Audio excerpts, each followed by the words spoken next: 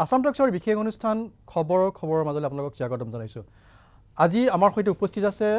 সদৌ অসম আদিবাসী ছাত্ৰ সন্থাৰ সভাপতি প্ৰদীপ নাথ ডাঙৰীয়া। প্ৰদীপ নাথ ডাঙৰীয়া, আপোনাক স্বাগতম জনাইছোঁ আসাম টক্সৰ এই বিশেষ অনুষ্ঠান খবৰৰ মাজলৈ। জহৰ আমি আপোনাৰ পৰা জানিব বিচাৰি, যিহেতু এতিয়া কৰোনাৰ সৰ্বতে কৰোনা আতংক, কৰোনাৰ বিৰুদ্ধে যুদ্ধ অব্যাহত ৰখা হৈছে আৰু লকডাউনো অব্যাহত আছে। এনে সময়ত দেখিবলৈ পোৱা গৈছে যে যি ধৰণৰ সজাগতা অসমৰ চাহ বাগিচাসমূহত হ'ব লাগিছিলে কৰোনাক লৈ, সেয়া হৈছেনে বাৰু? চৰকাৰৰ তৰফৰ পৰা তেনেকৈ কেনেধৰণৰ অৱস্থা ব্যৱস্থা গ্ৰহণ কৰা হৈছে? আজি আমি সদৌ অসম আদিবাসী ছাত্ৰ সন্থা হৈ পেলাই যিটো কৰোনা ভাইৰাছৰ বিশ্বতে যেনেকুৱা আতংকিত হ'ল, সেই হিচাপত কিন্তু বাগানত যেনেকুৱা আৱেৰনেছ কেম্প হ'ব লাগিছিল, সজাগতা হ'ব লাগিছিল, সেই হিচাপত কিন্তু হ'ব নোৱাৰিলে। আৰু আমি ষ্টুডেণ্ট হিচাপত আমি যিমান কৰিব লগা আছিল সেইখিনি সদায় কৰি আছোঁ আৰু গৈ থাকিম। যিহেতু আজি we are ৰিপ্ৰেজেণ্টিং on behalf of all আদিবাসী ষ্টুডেণ্ট এছ'চিয়েশ্যন অফ আছাম, আমাৰ এটা জাতিৰ লৈ পেলাই, যিহেতু আৰু মেজৰিটি আৰ দ্য আদিবাসীজ। চ' সেইটোৰ কাৰণে আমি বাগানত কোনোবা আৱেৰনেছ কৰিলেও নকৰিলেও আমিতো কৰিবই লাগিব। যিহেতু তাত যদি আমি নকৰোঁ তেতিয়াহ'লে আমাৰ যিটো সংগঠনৰ মূল মিনিং হয়, এইটো মিনিংটো কেতিয়াও কমপ্লিট নহ'ব। সেইটোৰ কাৰণে চৰকাৰৰ ফালৰ পৰা যিমানখিনি হ'ব লাগিছিল সেইটো কিন্তু আমি একেবাৰে দেখি নাপালোঁ। আৰু এতিয়াও চৰকাৰে একদম চিন্তিত নহয় যে বাগানত থকা মানুহবিলাকৰ কাৰণে যদি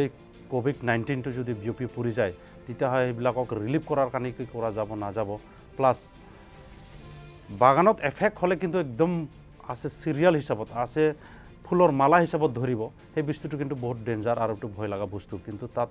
চৰকাৰে বা কি প্লানিং আছে তেখেতসকলৰ, বা কি ভাবি থৈছে বা কি চিন্তা কৰিছে, এইটো আমি এতিয়ালৈকে আমি স্পষ্ট নহয়। হয়, বাগিচাসমূহত কৰ্মৰতসকলে যি সামাজিক দূৰত্ব মানি চলিব লাগে, সেই সামাজিক দূৰত্ব মানি চলাৰ ক্ষেত্ৰত চৰকাৰ অলপ কঠোৰ হৈছে বাগিচা কৰ্তৃপক্ষ। আজি যিটো আমি সঁচাকৈ দেখা পাইছোঁ সেইটো বস্তুৱেই কম। কোনো মেকিং বা কোনো আৰ্টিফিচিয়েল কথা ক'ব ইয়াত নাচাজিব। যিহেতু আপোনালোকে গম পায় যিটো গাইডলাইন্স দিয়া হৈছিলে চৰকাৰৰ ফালৰ পৰা, বা ক'ভিড-19ত যিটো ভয়াৱহ পৰিৱেশ সৃষ্টি হৈছিল, সেই হিচাপত যিটো গাইডলাইন চৰকাৰে দিছিলে, সেই হিচাপত কিন্তু বাগানত ছ'চিয়েল ডিষ্টেঞ্চ বোলা বস্তুটো প্ৰথমত অলপ হ'ল কেইটামান বাগানত, বাট এতিয়া যিটো দেখা পোৱা যায় এই ছ'চিয়েল ডিষ্টেঞ্চ বোলা বস্তুটো উল্টাটোহে হৈছে। ডিষ্টেঞ্চ বোলা বস্তুটোৱেই নাই। আৰু মালিক পক্ষবিলাকক যি বস্তুটো এডমিনিষ্ট্ৰেট কৰিব লাগিছিল বা চোৱা চিতা কৰিব লাগিছিল, সেইখিনিত কিন্তু মালিক পক্ষৰ ফালৰ পৰা একো পদক্ষেপ লোৱা দেখা পোৱা নাই। তাত কোনোবা ছ'চিয়েল ডিষ্টেঞ্চ আছে না নাই কোনো ন'টিছ নকৰে, কোনো চাব নাযায়। মুঠতে মালিক পক্ষৰ এটাই চিন্তা, তেখেতসকলৰ প্ৰফিট কেনেকৈ হ'ব আৰু বাগানৰ কাম কেনেকৈ এই ৱৰ্কাৰ্ছৰ থ্ৰুদি কৰাব পাৰে, সেইটোৱে সিহঁতৰ চিন্তা। বাদ বাকী একো চিন্তা কৰা নাই মালিক পক্ষই। হয়, আমি বিগত সময়ছোৱাত যেতিয়াৰ পৰা এই কৰোনা আতংক হৈছে বা কৰোনাৰ বিৰুদ্ধে আমি যুদ্ধ অব্যাহত ৰাখিছোঁ, তাৰ পৰৱৰ্তী সময়ত আজি পৰ্যন্ত আমি কিন্তু অসমৰ কোনো এখন বাগিচাত কোনো এজন ৰাজনৈতিক নেতা, শাসকীয় দলৰ ৰাজনৈতিক নেতা যোৱা আমি পৰিলক্ষিত হোৱা নাই, বা যি ধৰণৰ সজাগতা সৃষ্টি কৰিবৰ কাৰণে তেওঁলোকে পদক্ষেপ গ্ৰহণ কৰিব লাগিছিল শাসকীয় দলটোৰ পৰা, যিহেতুকে তেওঁলোকৰ তৰফৰ পৰা বিভিন্ন আহ্বান দি থকা হয়। এই ক্ষেত্ৰত কিন্তু আমি দেখিবলৈ পোৱা নাই যে ৰাজনৈতিক কোনো এজন নেতা, শাসকীয় দলৰ কোনো এজন মন্ত্ৰী, বিধায়ক, কাকোকে আমি দেখিবলৈ পোৱা নাই।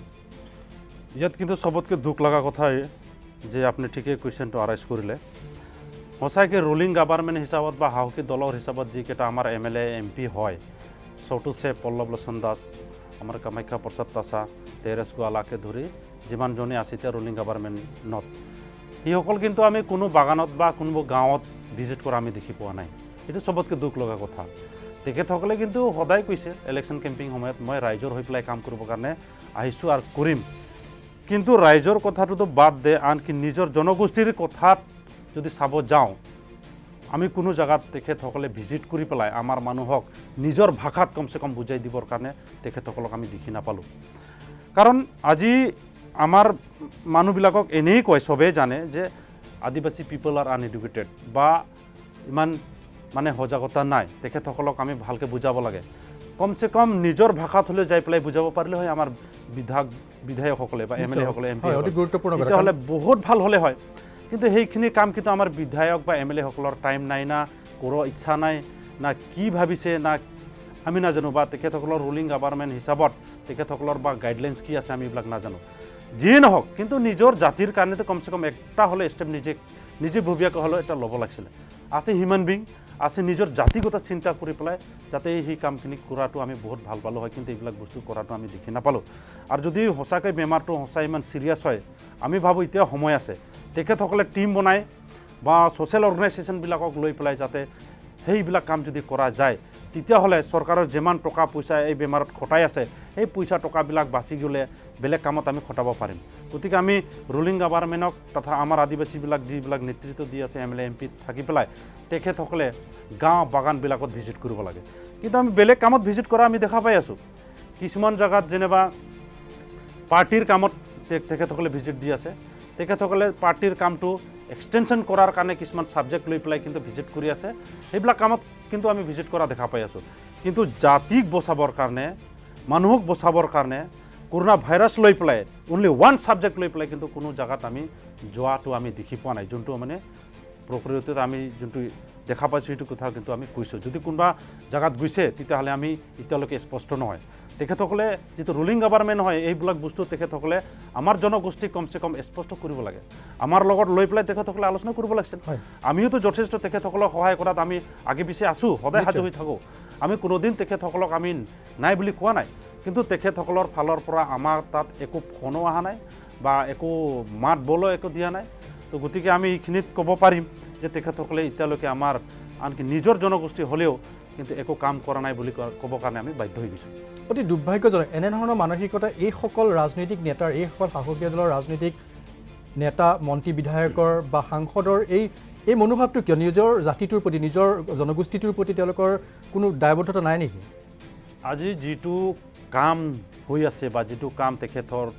তেওঁলোকৰ মানে আমি দেখি পাই আছোঁ ক'ব কাৰণেতো বেয়া লাগে দুখ লাগে যিমান হ'লেও নিজৰে মানুহ হয় নিজৰ ঘৰৰে দাদা ককাই ভাই হওক তথাপি কিন্তু যিটো সঁচা হয় সেইটোতো ক'বই লাগিব কাৰণ মোকো এজন জাতিৰ ৰিপ্ৰেজেণ্টেটিভ হিচাপত মোক এই কামটো চলাই ল'ব দিছে জাতিক ভাল যদি হয় ভাল ক'ম বেয়া যদি হৈছে বেয়া ক'ম কাৰণ এইটো যদি আমি স্পষ্ট নকৰোঁ তেতিয়াহ'লে আমাৰ ওপৰতো ক'ব যে এইবিলাক মানুহ মিলিজুলি কাম কৰি আছে গতিকে আমি স্পষ্ট কৰি দিব খোজোঁ যে তেখেতসকলে জাতিৰ কাৰণে কাম কৰা নাই সেইকাৰণে আমি ক'ব খোজোঁ তেখেতসকলৰ কৰা ইচ্ছা নাই বা কৰা নাই বুলি আমি স্পষ্ট কৰি দি আছোঁ কাৰণ তেখেতসকলে ক'লেতো যিখিনি জেগাত যায় যোনটো ডিষ্ট্ৰিক্টত যায় তাত আমাৰ ইউনিট কমিটিৰ পৰা আঞ্চলিক কমিটি বা ডিষ্ট্ৰিক্ট কমিটি আছেই তেতিয়াহ'লে আমাৰ ডিষ্ট্ৰিক্ট কমিটি ইউনিট কমিটিবিলাক আমাৰ লগত যোগাযোগ কৰি পেলাই ক'ত কেনেকৈ কাম কৰিব পাৰিম এইটো আমি ভালকৈ গম পাওঁ কাৰণ MLA হ'লে এটা কনষ্টিটুৱেঞ্চিৰ বিষয়েহে ভালকৈ গম পায় কিন্তু গোটেই অসমৰ বস্তুটো সকলো ঠাইবিলাকত বেলেগ বেলেগ প্ৰব্লেম আছে বেলেগ বেলেগ চিনা জানা একটা লিংক থাকে গতিকে সেই হিচাপত আমি কোনো একো ৰিপৰ্ট পোৱা নাই বা একো ইনফৰ্মেশ্যন পোৱা নাই সেইটোৰ কাৰণে আমি ক'ব খোজোঁ যে তেখেতসকলৰ চাগে আমাৰ নিজৰ জাতিৰ ওপৰত কাম কৰাৰ ইমান ইচ্ছা নাই নেকি সেইটো মানে আমি ক'ব কাৰণে বাধ্য হৈ গৈছোঁ এইখিনি আন এক প্ৰশ্ন আহে আদিবাসী জনগোষ্ঠীৰ নতুন প্ৰজন্মই যিসকলে নেতৃত্ব বহন কৰিছে ছাত্ৰ সংগঠনৰ উদাহৰণস্বৰূপে আপুনিও আজি আছাৰ সভাপতি হিচাপে নেতৃত্ব বহন কৰিছে সংগঠনটোক আপুনি সন্মুখৰ পৰা নেতৃত্ব বহন কৰিছে এটা সময় আছিল যিখিনি সময়ত পল্লৱ লোচন দাসে নেতৃত্ব দিছিলে এটা ছাত্ৰ সংগঠনৰ আপোনালোকৰ জনগোষ্ঠীৰ ঠিক একেদৰে সঞ্জয় কিষাণ আজিৰ তাৰিখত মন্ত্ৰী তেওঁ নেতৃত্ব দিছিলে একেটা সংগঠনৰ এজন ছাত্ৰ নেতা হিচাপে গতিকে যেতিয়া ছাত্ৰ নেতাজন ৰাজনীতিৰ পথাৰত ভৰি দিয়ে তেতিয়া তেওঁৰ ৰংটো সলনি হৈ যায় নেকি জনগোষ্ঠীটোৰ প্ৰতি তেওঁ যিখিনি কৈ আহে সেই ভাষা তেওঁৰ সলনি হয় নেকি মনোভাৱটো সলনি হয় নেকি আজি প্ৰজন্মই সেইসকল যিসকল আজি তাৰিখৰ ৰাজনৈতিক পথাৰখনত ভৰি দিলে কোনোবা হয়তো মন্ত্ৰী কোনোবা হয়তো সাংসদ সেইসকল আৰু আজি তাৰিখৰ যিসকলে নেতৃত্ব দি আছে সংগঠন ছাত্ৰ সংগঠনৰ এইসকলৰ মাজত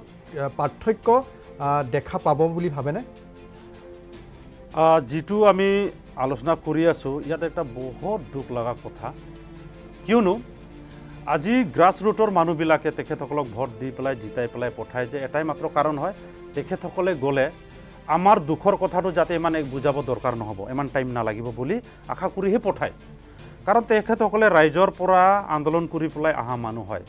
তাৰপিছতো যদি অৰিজিনেল যিটো প্ৰব্লেম হয়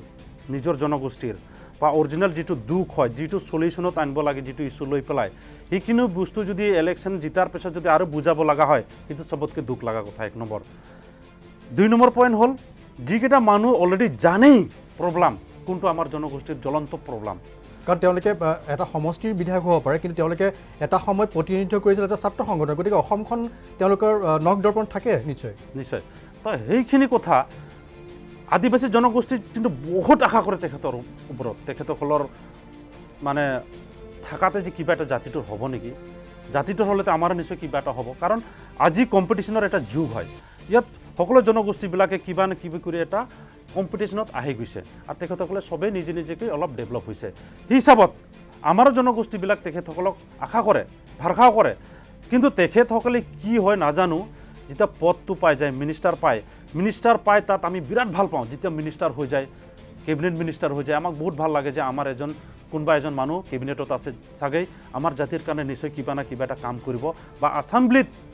যাই পেলাই আমাৰ যিটো পাৰ্মানেণ্ট সলিউশ্যনৰ কথাটো তেখেতসকলে উত্থাপন কৰিব বুলি আমি আশা কৰোঁ সদায় টিভিৰ সন্মুখত বহি থাকোঁ যে কোনদিন ক'ব নেকি বা আপোনালোকে এতিয়াও আশা কৰি কৰোণাৰ এই আতংকৰ সময়ত যে আমাৰ প্ৰতিনিধি আছে চৰকাৰত আছে তেওঁলোকে আমাক সকলো ধৰণৰ সহায় কৰিব যিসকল কোৱাৰেণ্টাইনত আছে সেইসকলক খাদ্যৰ যোগান ধৰিব ঔষধ পাতি যোগান ধৰিব বা অন্যান্য যিখিনি সচেতনামূলক ব্যৱস্থা গ্ৰহণ কৰিব লাগে সেই সন্দৰ্ভত সজাগতা সৃষ্টি কৰিব আপোনালোকৰ মাজলৈ আহিব ৰাইজক বুজাব তেনেকৈ আপোনালোকে ভাবিছিলে নিশ্চয় পূৰা আশা কৰোঁ এতিয়াও আশাতে আছোঁ যেহেতু তেখেতসকলে এতিয়াও পাৱাৰত আছে আমি এতিয়াও আশা কৰোঁ আৰু তেখেতসকলে পাৱাৰত থকা সময়তে যদি কাম নকৰিব যেতিয়া পাৱাৰটো শেষ হৈ যাব তেতিয়া কিন্তু যিমান জাতিপ্ৰেমী দেখালে কিন্তু লাভ নাই কাৰণ যিটো সময় দিছে এয়া ভগৱানৰ এজন মানুহক কিবা এটা জন্ম দিলে কিবা উদ্দেশ্য লৈ পেলাইহে জন্ম দিয়ে সেই হিচাপত যিটো পাৱাৰ আছে তেখেতসকলৰ হাতত সেই পাৱাৰখিনি ইউজ কৰি পেলাই যাতে জনগোষ্ঠীকটো সহায় কৰাটো বেছি উচিত বুলি ভাবোঁ কাৰণ যিটো পাৱাৰত নাই যিটো অথৰিটি নাই সেইটো আমি আশা নকৰোঁ আৰু আমাৰ মানুহ বেছি ডাঙৰ বস্তু আশা নকৰে নহয় আৰামত থাকিব পাব লাগে ভালকৈ কাম কৰিব পাব লাগে নিজৰ জীৱন যাপন ভালকৈ এটা শান্তি মৰণে কটাব পাৰিব লাগে এইখিনিহে আশা কৰে কোনো ডাঙৰ বস্তু আশা নকৰে সেইখিনি যিটো নেকি বেছিক সেই বেছিকখিনি যদি আমাৰ মিনিষ্টাৰসকলে আমাৰ আদিবাসী মিনিষ্টাৰ বা MLA সকলে যদি কৰি দিব নোৱাৰিব তেতিয়াহ'লে ডাঙৰ কথা কি আশা কৰিম ইয়াতকৈ আৰু দুখ লগা কথা এইখিনিতে মই আপোনালোকৰ সংগঠনৰ এজন নেতাৰ এটা ভাষ্য দেখুৱাই ল'ব বিচাৰিছোঁ আৰু তাৰপিছত আমি পৰৱৰ্তী পৰ্যায়ত আকৌ কথা পাতিম আমি দেখুৱাই ল'ব বিচাৰিছোঁ সেই নিৰ্দিষ্ট সাক্ষাৎকাৰটো আজিলৈকে আমাক স্বীকৃতি কোনো ধৰণৰ আদিবাসী হিচাপে ওৰাং মুণ্ডা সান্তাল খাৰিয়া হিচাপে আজিলৈকে চৰকাৰে বঞ্চিত কৰি ৰাখিছে সেইকাৰণে আজি আমি বাছবাৰীৰ পৰা সকীয়াই দিব বিচাৰিছোঁ যে আমাৰ যোনটো নেকি দাবী জনজাতিকৰণ অতি শীঘ্ৰে এই 20 চনৰ ভিতৰতে প্ৰদান কৰিব লাগে অন্যথা কিন্তু 21ত এই চৰকাৰ বিৰোধী আমাৰ ঢৌ যে উঠিব এয়া দেখিবলৈ পোৱা গ'ল যে আপোনালোকৰ সংগঠনৰ এজন নেতাই উল্লেখ কৰিছে যে যোৱাকালি যিহেতু আদিবাসী দিৱস আছিলে সেই উপলক্ষে বিভিন্ন কাৰ্যসূচী আৰু কাৰ্যসূচীৰ মাজতে তেওঁ কৈছে যে চৰকাৰে যিটো নামাকৰণ বা যি ধৰণে নামাকৰণ কৰিবলগীয়া আছিলে সেইটোতে বিভ্ৰান্তিৰ সৃষ্টি কৰি আহিছে বহুতে কয় চাহ জনগোষ্ঠী আৰু বহুতে আপোনাৰ যিহেতু বহুতে ক'ব বিচাৰে যে চাহ জনগোষ্ঠী নিৰ্দিষ্ট নামাকৰণটো একে হোৱা নাই আজিলৈকে চাহ জনগোষ্ঠী বা আদিবাসীৰ লৈ পেলাই মই বিতৰ্ক কৰিবৰ কাৰণে মই সিহঁতক কৈ আছোঁ যে অনুৰোধ জনাই আছোঁ এইটো নামত যাতে তৰ্ক হ'ব নালাগে কিন্তু যিটো নামবিলাক আমাক কয় আমাৰ জনগোষ্ঠীৰ সকলোৰে এটা এটা হিষ্ট্ৰী আছে বা নিজৰ এটা অৰিজিন আছে সেই অৰিজিনটো নিজে সন্মান কৰি পেলাই থ'ব লাগে ইয়াত কি বস্তু কোনে কৰিছে সেইটো আমি আইডেণ্টিফাই কৰাটোহে আমাৰ কাৰণে ইম্পৰ্টেণ্ট ইয়াত যিটো আদিবাসী হয় এইটো পুৰণি যিটো আমি আদিবাসী আদিম সিধা ভাষাত যদি আমি মিনিংটো ওলাওঁ আদিম মানে পুৰণি মানুহ দ্য ইণ্ডিজিনিয়াছ পিপল আৰু সেইটোৰ কাৰণে যোৱাকালি ইণ্ডিজিনিয়াছ পিপলছ ডে বা আদিবাসী দিৱস বুলি আমি পালন কৰিলোঁ সেই হিচাপত যিটো চাহ জনগোষ্ঠী বুলি কয় সেই চাহ জনগোষ্ঠী হিচাপত কোনেই সৃষ্টি কৰিলে তাৰ লিংক কি আছে তাৰ যিটো ডাটা কি আছে হিষ্ট্ৰী কি আছে সেইবিলাক বস্তু কিন্তু আমি নাজানো আৰু যেতিয়ালৈকে এইটো প্ৰমাণ নহ'ব যে originally what is this without any link without any origin without any history কোনোবা যদি জবৰদস্তি কিবা কিবি নাম লগাই দিয়ে তেতিয়াহ'লে সেই নামখিনিক কিন্তু অধসম আদিবাসী ছাত্ৰ সন্থাই কেতিয়াও মানি নলয় গ্ৰহণ নকৰে সেইটোৰ কাৰণে আমি আমাৰ আদিবাসীত ওৰাং মুণ্ডা সান্তাল খাৰিয়া উৰিয়া চাওৰা বহুত চাব ট্ৰাইব আছে তেখেতসকলক মই অনুৰোধ কৰোঁ তেখেতসকলৰ সকলোৰে সমাজ আছে সাহিত্য সভাবিলাক আছে নিজৰ চাব ট্ৰাইবৰ হিচাপত যিটো অৰিজিনেল হিষ্ট্ৰী আছে সেই হিষ্ট্ৰীবিলাককে আপোনালোকে ওলাই লৈ আহক অৰিজিনেল হিষ্ট্ৰী আৰু আমাৰ জাতিৰ অৰিজিনটো ওলাই আহক আৰু আমাৰ নামটো কি হ'ব লাগে আৰু আমাৰ যিটো জাতিৰ হিচাপত নামবিলাক হৈছে কৰ্মৰ নামত কিন্তু আমাৰ আদিবাসীবিলাকৰ নামটো হোৱা নাই আমাৰ নামবিলাক নিজস্ব এটা অৰিজিন হিচাপতেহে আমাৰ নামটো হৈছে ঠিক তেনেকৈ আমাৰ আদিবাসীবিলাক আমাৰ আদিম যুগৰ মানুহবিলাকক কোনোবাই এজন আহি পেলাই নাম দিব নোৱাৰে একদম মুণ্ডাৰ কথা কওঁ ওৰাঙৰ কথা কওঁ মুণ্ডাৰ কথা কোনো ওৰাঙে কৈ দিব নোৱাৰে আৰু ওৰাঙে টাইটেল দিব নোৱাৰে ঠিক তেনেকুৱা ওৰাঙৰ টাইটেলটো বা ওৰাঙৰ নামটো হিষ্ট্ৰীটো কোনোবা মুণ্ডা মানুহ কৰি দিব নোৱাৰে গতিকে সেই হিচাপত আজি যিটো চাহ জনগোষ্ঠীৰ নামটো কেতিয়া আহিছে 1935 পৰা ষ্টাৰ্ট হ'ল তাৰপিছত 1948 পৰা এইবিলাক বস্তু লাগু হ'ল আৰু সেই হিচাপত চাহ জনগোষ্ঠীৰ নাম দিলে সেই দিনাৰ বা সেই সময়ৰ মানুহবিলাক সেই সময়ৰ লিডাৰবিলাক এইবিলাক বস্তু যদি চায় কিতাপবিলাক যদি খুলি পেলাই পঢ়ে স্পষ্ট হৈ যাব ইয়াত তৰ্কৰ কথা আহি নপৰে যোনটো অৰিজিনেলে আৰু যোনটো ডুপ্লিকেট কৰিছে সেইটো ডুপ্লিকেট আজি নহ'লে কালি প্ৰুভ হৈ যাব গতিকে সেই নাম লৈ পেলাই তৰ্ক লগাটো কোনো যুক্তি নহয় গতিকে ইয়াত তৰ্ক লাগি লাভ নাই আমি আজিও কৈ আছোঁ অসম আদিবাসী ছাত্ৰ সন্থা হৈ পেলাই যে আমাৰ আইডেণ্টিটিটো ক্লিয়াৰ কৰি দিব লাগে যিহেতু বিশ্বত পৃথিৱীত ভাৰতত আকৰ্ডিং টু RGI আজি ওৰাং মুণ্ডা চান্তাল খাৰিয়াবিলাক মাত্ৰ অসমত নাই আজি আপুনি যিকোনো ভাৰতত যাক ওৰাং মুণ্ডা চান্তাল খাৰিয়াৰ এটা নিজস্ব এটা অৰিজিন আছে নিজৰ নিজস্ব এটা ট্ৰেডিশ্যন আছে নিজৰ নিজস্ব এটা কালচাৰ ভাষা এভৰিথিং আছে গতিকে সেই মানুহক আজি অসমত আপুনি চাহ জনগোষ্ঠী ক'ব কালি ত্ৰিপুৰাত আপুনি নাৰকল গোষ্ঠী ক'ব আজি যদি কেৰালাত গৈছে বোলে নাৰকল বেছি হয় নাৰকল গোষ্ঠী কৈ দিলেতো নাচাজিব না গতিকে সেইটোৰ কাৰণে যিটো অৰিজিন হয় অৰিজিনেই থাকিব ইয়াক আমি চেঞ্জ কৰিব কোনেও নোৱাৰে গতিকে এই অৰিজিন হিচাপত যিটো নাম আছে আকৰ্ডিং টু ভাৰতৰ সংবিধানৰ হিচাপত সেই নামটোহে আমাক সন্মান দিব লাগে আৰু এই হিচাপতে আমাক গণ্য কৰিব লাগে গতিকে কোনোবা যদি চাহ জনগোষ্ঠীত থাকি ভাল পায় চাহ জনগোষ্ঠীত থাকক আমাৰ ক'ব লগা নাই আৰু কোনোবা আজি আদিবাসী হিচাপত সন্মান বিচাৰি আছে আদিবাসী হিচাপত যিটো আকৰ্ডিং টু হিষ্ট্ৰী আকৰ্ডিং টু RGI আছে সিহঁতক আদিবাসী হিচাপতে থাকিব দিব লাগে তেতিয়াহে তাত কাজিয়া পেচল নহ'ব জবৰদস্তি কোনোবা চাহ জনগোষ্ঠীৰ মানুহক যদি আদিবাসী কৰাব খোজে তেতিয়াহ'লে কাজিয়া হ'ব সেইকাৰণে অসম আদিবাসী ছাত্ৰ সন্থাৰ পৰা আমি স্পষ্ট কৰি দিছোঁ কোনোবা যদি চাহ জনগোষ্ঠীত থাকিব খোজে চাহ জনগোষ্ঠী হিচাপত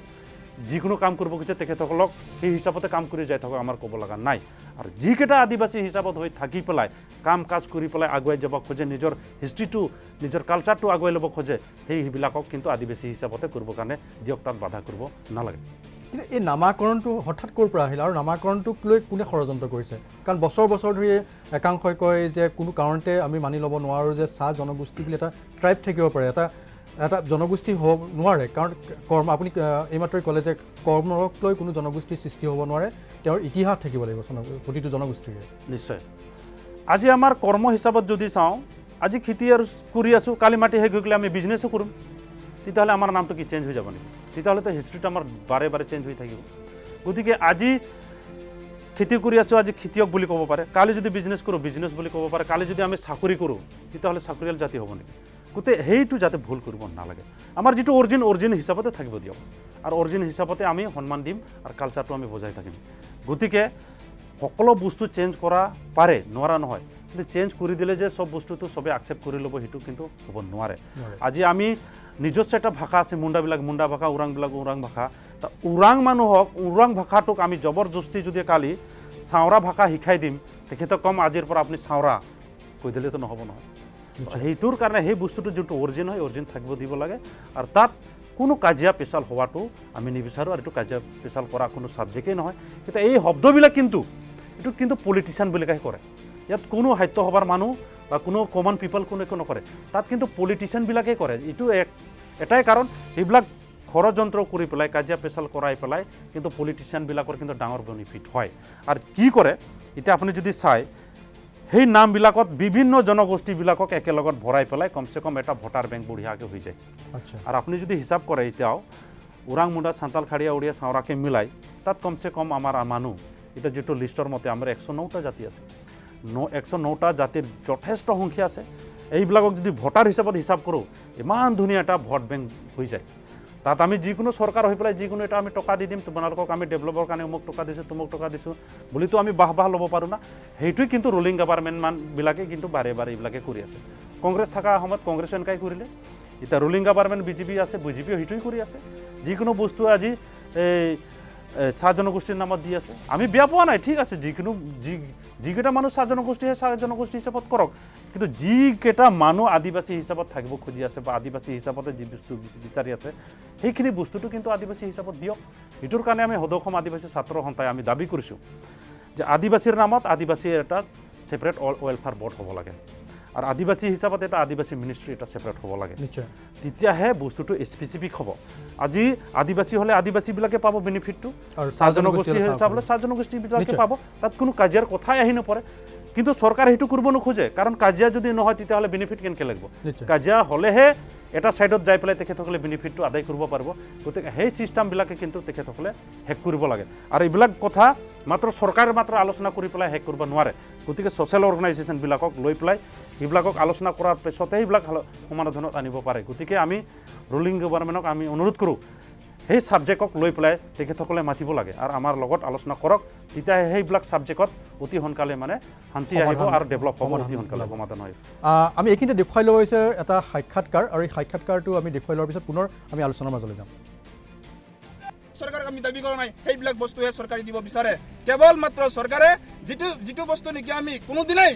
আমি বিনামূলীয়া চাউল বিচৰা নাছিলোঁ কোনোদিনাই আমি চাহ শ্ৰমিকৰ একাউণ্টত আমি 5,000 টকা বিচৰা নাছিলোঁ কোনোদিনাই আমি চাহ শ্ৰমিকে কি বুলি কয় এণ্ড্ৰইড মোবাইল বিচৰা নাছিলোঁ আমি কেৱল মাত্ৰ বিচাৰিছিলোঁ অসমৰ আদিবাসীসকলক জনজাতিকৰণ মৰ্যাদা প্ৰদান কৰিব লাগে চাহ শ্ৰমিকৰ দৈনিক হাজিৰা 350 টকা প্ৰদান কৰিব লাগে অসমৰ আদিবাসীসকলক ভূমিপট্টা প্ৰদান কৰিব লাগে কিন্তু চৰকাৰে কোনো ধৰণৰ গুৰুত্ব আৰোপ কৰা নাই কেৱল মাত্ৰ যিটো বস্তু আমি বিচৰা নাই যিটো সমস্যা সমাধান কৰিব লাগে বুলি আমি কোৱা নাই সেইবিলাক সমস্যাহে তেখেতসকলক নিশ্চয় প্ৰদীপ নাগ ডাঙৰীয়া আপোনালোকে চৰকাৰৰ সৈতে আলোচনাটো বহিছিলে বহুবাৰ আপোনালোকে বিভিন্ন দাবীৰ সমৰ্থনত আপোনালোকে দাবীও জনাইছিলে বিভিন্ন সময়ত আপোনালোকে স্মাৰকপত্ৰ প্ৰদান কৰিছিলে কিন্তু তাৰ মাজত দেখিবলৈ পোৱা গ'ল যিদৰে আপোনালোকৰ সংগঠনৰ এজন শীৰ্ষস্থানীয় নেতাই কৈছে যে এণ্ড্ৰইড মোবাইল চাহ বাগিচাত বিলোৱা হৈছে কিন্তু সেয়া বিচৰা হোৱা নাছিলে তাৰ বিপৰীতে কিন্তু যিসমূহ দাবী আছিলে দৈনিক মজুৰি 350 টকা কৰা সেয়া কিন্তু আজিলৈকে হৈ নুঠিলে প্ৰদীপ নাগ ডাঙৰীয়া এইটো চবতকৈ দুখ লগা কথা যিহেতু আজি বিজেপি চৰকাৰ অসমত যেতিয়া বনাব পৰা নাছিল তাৰ আগতে কিন্তু যেতিয়া ভিজিট আহিল কোকৰাঝাৰত আমাৰ সন্মানীয় নৰেন্দ্ৰ মোদী ছাৰ তাত আমি প্ৰথমতে সাক্ষাৎ কৰিছিলোঁ আমি আশা হৈ পেলাই তাত কৈছিলোঁ যে আদিবাসীবিলাকৰ জ্বলন্ত প্ৰব্লেম হয় এইটো এছ টি ষ্টেটাছ যিটো ইয়াত আদিবাসীবিলাকক যদি এছ টিকৰণ কৰা হয় তেতিয়াহ'লেহে আদিবাসীবিলাক এটা ইকুৱেলাইজ হ'ব পাৰিব তেতিয়াহে আদিবাসী জনগোষ্ঠীৰ history culture political rights economics এডুকেশ্যনত আমাৰ মানুহে ইয়াত থকা মানুহৰ নিচিনা এক ইকুৱেলাইজ হ'ব পাৰিব তেতিয়া মোদী ছাৰ নিজে কৈছিল বিজেপি চৰকাৰ হোৱাৰ লগে লগে আদিবাসীবিলাকৰ যিটো ওৰাং মুণ্ডাৰ চান্তাল খাৰিয়াৰ যিটো ইছ্যু হয় যিটো প্ৰব্লেম আছে সেইটো মই 1 নম্বৰত ছল্ভ কৰিম বুলি কৈছিলে কিন্তু আজি 4 বছৰ পাৰ হৈ গ'ল ইয়াতকৈ দুখ লগা কথাই নহয় যে তেখেতসকলে কিন্তু 4 বছৰত একো কথাই আলোচনা নকৰিলে আনকি ট্ৰাইপাৰ্টি টক আজি 2-3 বাৰ হৈ গ'ল তাতো কোৱা হ'ল যে আদিবাসীবিলাকক এছ টিকৰণ কৰাৰ কাৰণে আপোনালোকে অতি সোনকালে কৰক আৰু এইটো আমি কোৱা নাই যে দাবী ধমকি দি পেলাই তেখেতসকলক আমি এছ টি খোজা নাই যিটো ছিষ্টেম আছে ডেম'ক্ৰেচি ছিষ্টেম কাৰণ তাক আমি সন্মান কৰোঁ ডেম'ক্ৰেচিক এতিয়াও আমি বিশ্বাস কৰোঁ সেই হিচাপতে আমি তেখেতসকলক সন্মানৰ বিচাৰি পেলাই গৈ আছিলোঁ আৰু বাৰে বাৰে যাওঁ এতিয়াও সন্মান কৰোঁ কিন্তু তেখেতসকলে আমাক এনেকুৱা মানে ঠকন দিছে যোনটো ঠকন মানে আজি ৰাইজে স্পষ্ট নিজে চাই আছে এতিয়া মানে তেখেতসকলক আপোনালোকে কোনোবা মানুহ যদি বেলেগ বস্তু দি পেলাই ঠকাম যদি কয় তেতিয়াহ'লে এইটো মিছু কথা এতিয়া বৰ্তমান লিডিং পাৰ্টত আছে আমাৰ গ্ৰুপ অফ মিনিষ্টাৰৰ চেয়াৰমেন আমাৰ সন্মানীয় হেমন্ত বিশ্ব শৰ্মা ডাঙৰীয়া তেখেতসকলে আজি আমাক 2 পাৰ্টি টক গুৱাহাটীতে আমাক 2 বাৰ বহিলোঁ তাতো তেখেতে ক'লে যে এছ টিৰ কৰণৰ কাৰণে আপোনালোকৰ কাৰণে আমি লাগি আছোঁ কিন্তু তেখেতৰ যি কথা ক'লে তাক আমি বিশ্বাস কৰি আশা কৰি পেলাই চলি আছিলোঁ কিন্তু আজিও এছ টিকৰণ কৰাৰ কিন্তু আমাৰ লগত কিন্তু একো